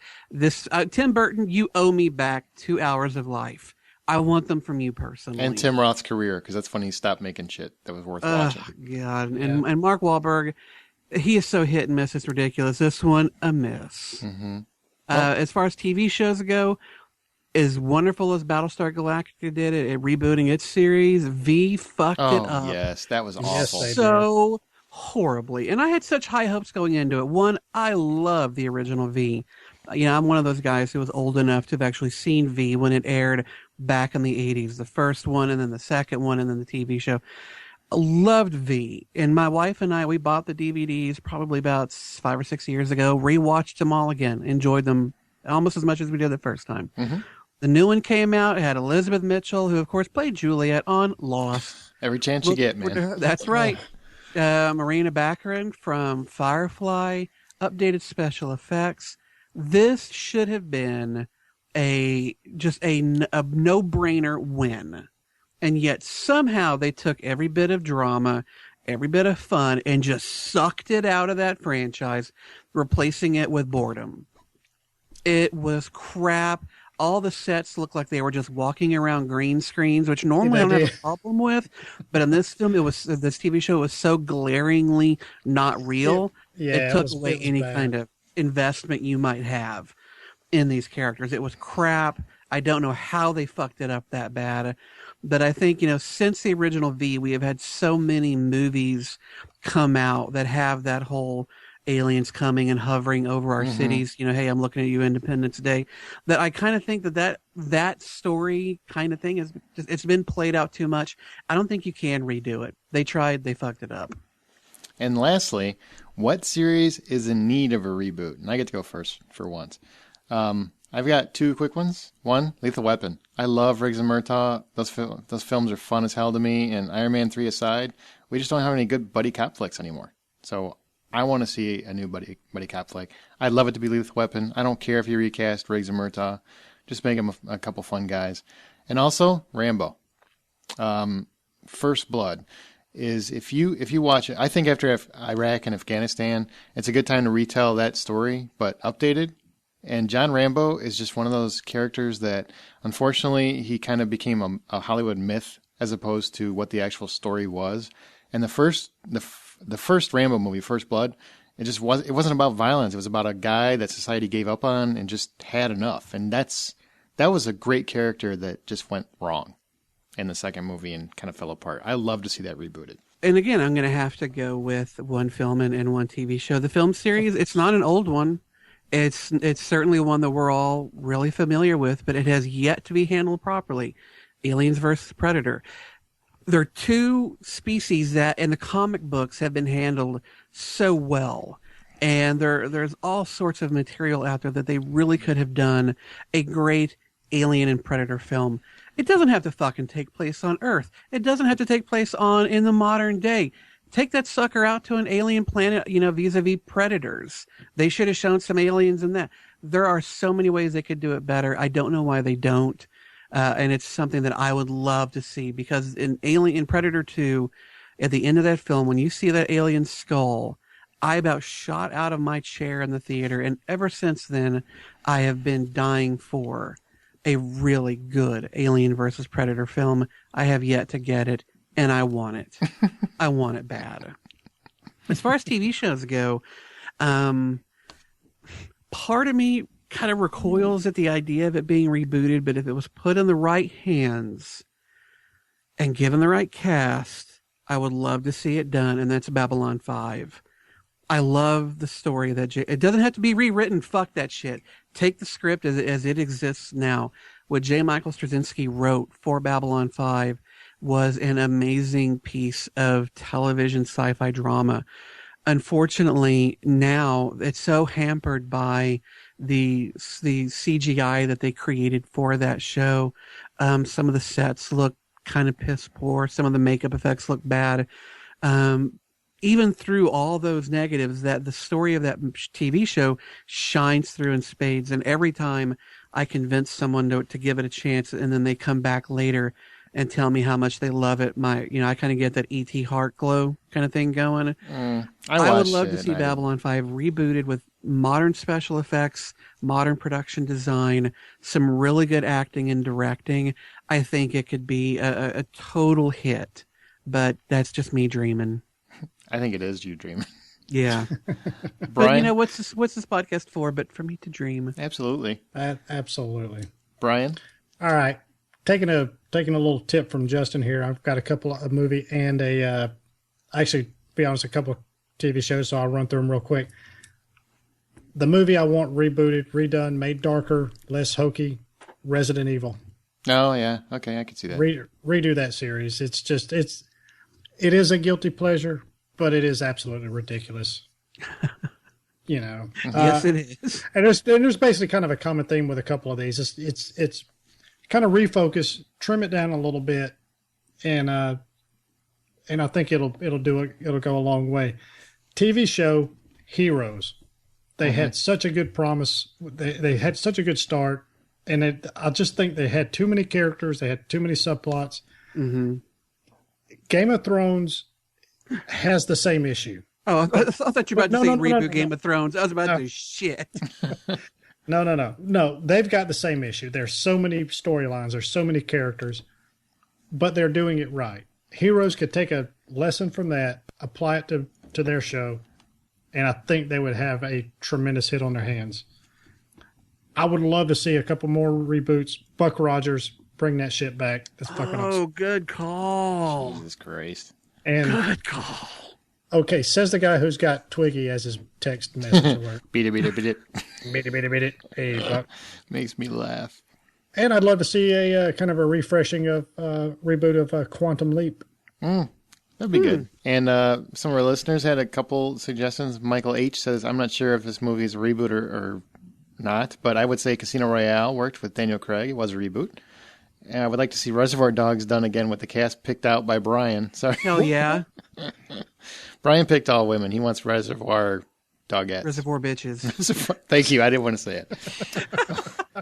Well, I mean, female dogs are called bitches, so it's technically appropriate. Tim S. says the latest Spider-Man movie. I don't know if he's saying that's good or bad. He didn't specify, so I guess it's whatever you read into that. That's pretty funny.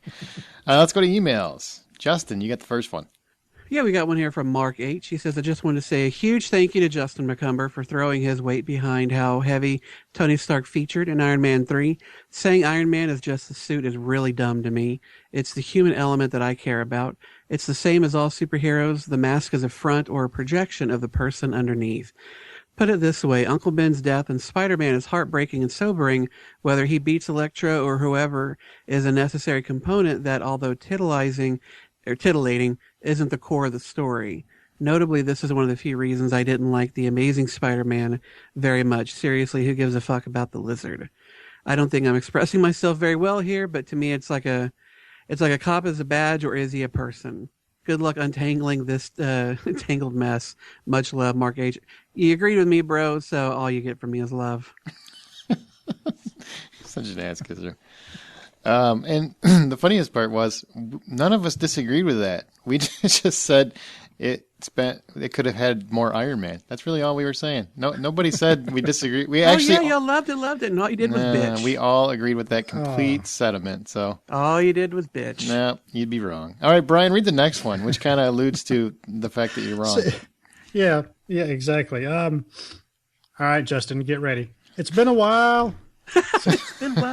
Since I had time to listen to this great podcast. It's been a while. All right. Anyway, this is from Paula. She says, it's been a while since I had time to listen to the podcast. You just can't help yourself, can you? I can't. Still makes me chuckle. Me too. The one who got on all your cases about giving the Iron Man your ratings was being ridiculous. What's up? Justin. What's Justin up? McCunder. What's up? Justin McCunder. Justin, pointing at Justin right now. I don't remember the name, so I don't want to hurt his feelings. Justin. Bring it, Paula. Bring it. Justin, he's very sensitive. It's a review. There are always good and bad parts, but when the good outweigh the bad and you like it, you're going to give it higher points. Simple logic. I have to disagree with you, Aaron. I would love an Iron Man 4, 5, 6, ellipsis 20. So she wants a lot of Iron Man. Yeah, she likes the Iron Man. That's what I'm guessing. She's all about some Tony Stark. So anyway, she says it's definitely better than Fast and Furious 7. Seriously. Shut your mouth.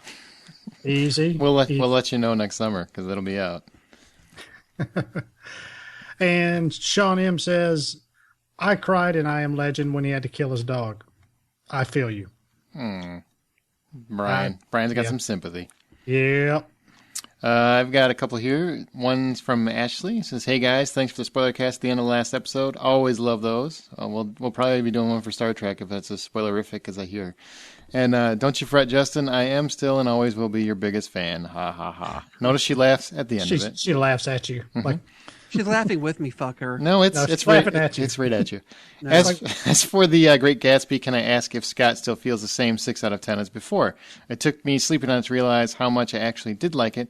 Took me a while to get on board, but I finally decided I was a fan. $8 out of $10 for me. Super Baz.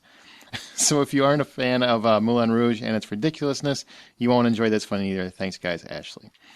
And also, these like 3 in a row that have to do with Scott's Great Gatsby review. So I went to the theater and I saw Great Gatsby, and this is what I thought of it. First off, it could have easily cut about half an hour off, and a lot of scenes dragged on way too long. And I did shorten this a little bit, Andrew. But what really bugged me about the movie was So apparently his review went on a little too long, too.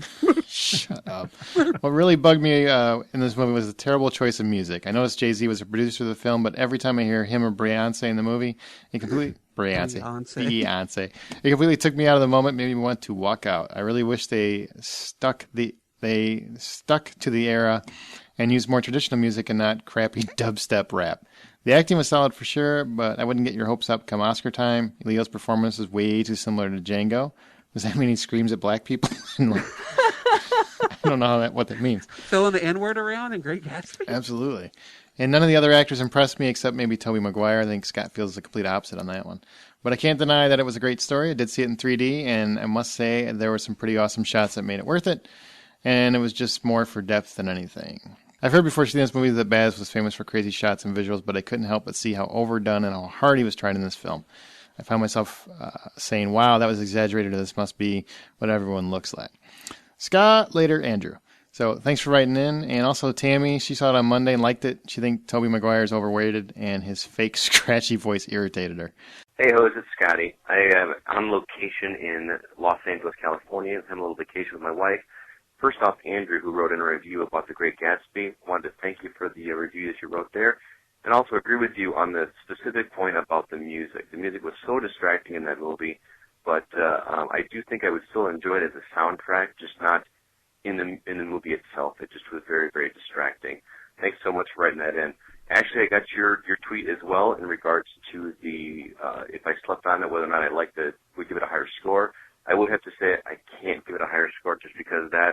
I did like it the more I thought on it, but rewatchability is such a big part for me, and it's not a movie that I want to watch over and over and over again.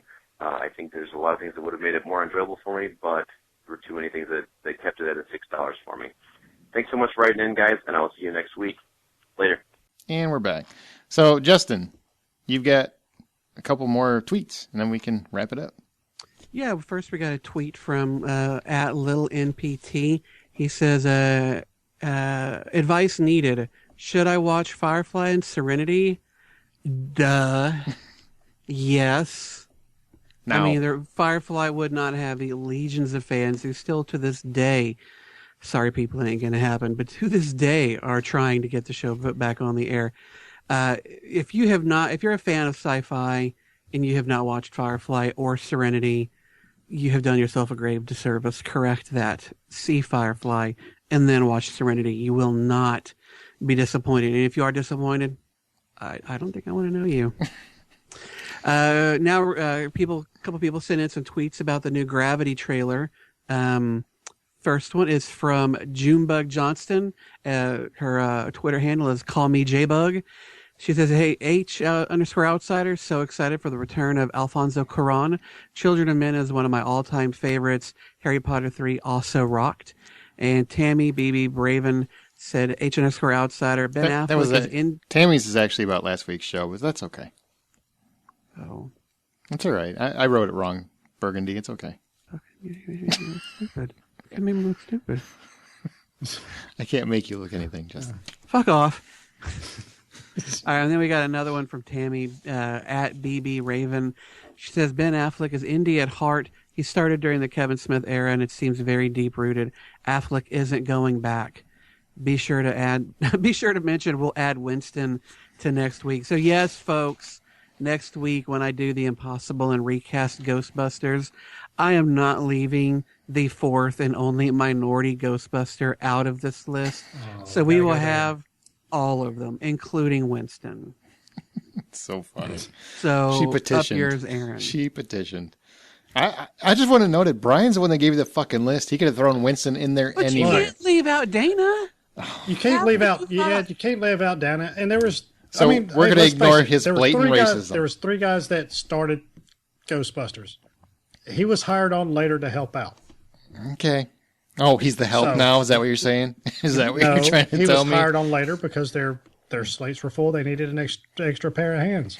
You are the guy that makes us only stick to 4 people. That's right, because you all ramble the fuck, as you can tell by the length of this podcast. I just got a flash piece of movie news. What? Apparently, Anna Kendrick has been cast in the Wish Dogs? I Was Here film that Zach Braff paid on the Kickstarter. So apparently, Anna Kendrick, who is one of my favorite young actresses, has been cast in it. Oh, good for her. Yeah. Now you can stay to see her again. You can stay through the credits for outtakes. Go to our website at thehollywoodoutsider.com or Twitter H_outsider. We're on Facebook.com/thehollywoodutsider. You can leave us a message or text us at 818-81-AMAHO or email us at feedback@thehollywoodutsider.com. Listen and subscribe for free on iTunes. Listen on your Stitcher Radio app or through our RSS feed and Rockford College Radio Thursdays from 4 to 6. Thanks to each of you guys. Brian Williams, thanks for being here, buddy. Hey, man, this was a lot of fun. Can I come back next week? We'll see. And Justin McCumber. Hey, man, this was a lot of fun. Can we keep Scotty out next week? You're just trying to give him a complex. I swear to God. Even when he's not here, I want him to cry. He's crying right now. He's like, I think he means it. Remember the guys, the next time you go let him chew on that. The next time you go to a theater, buy popcorn. And Chew Bears. You can tell how long it took by the number of little sphincter puckers. Is that a fucking word? Did you just make that shit up? Sphincter puckers? It's kind of like counting the rings on a tree. Exactly. No, I'm good. I'm good with that. All right. I'm good with that. I got IMDb. I got 3 pages of IMDb pulled up. Okay. That sounds like what I picture you doing every week. This is a Hollywood Outsider Weekly Entertainment.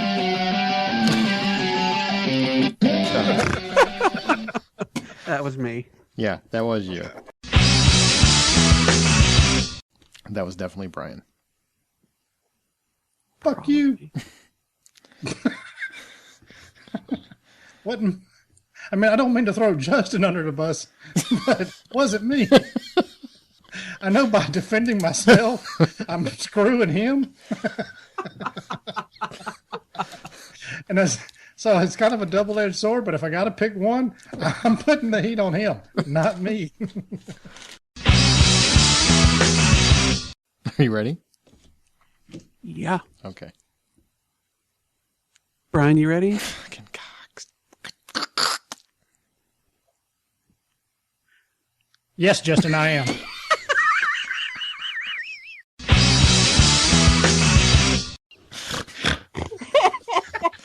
I think we all snorted.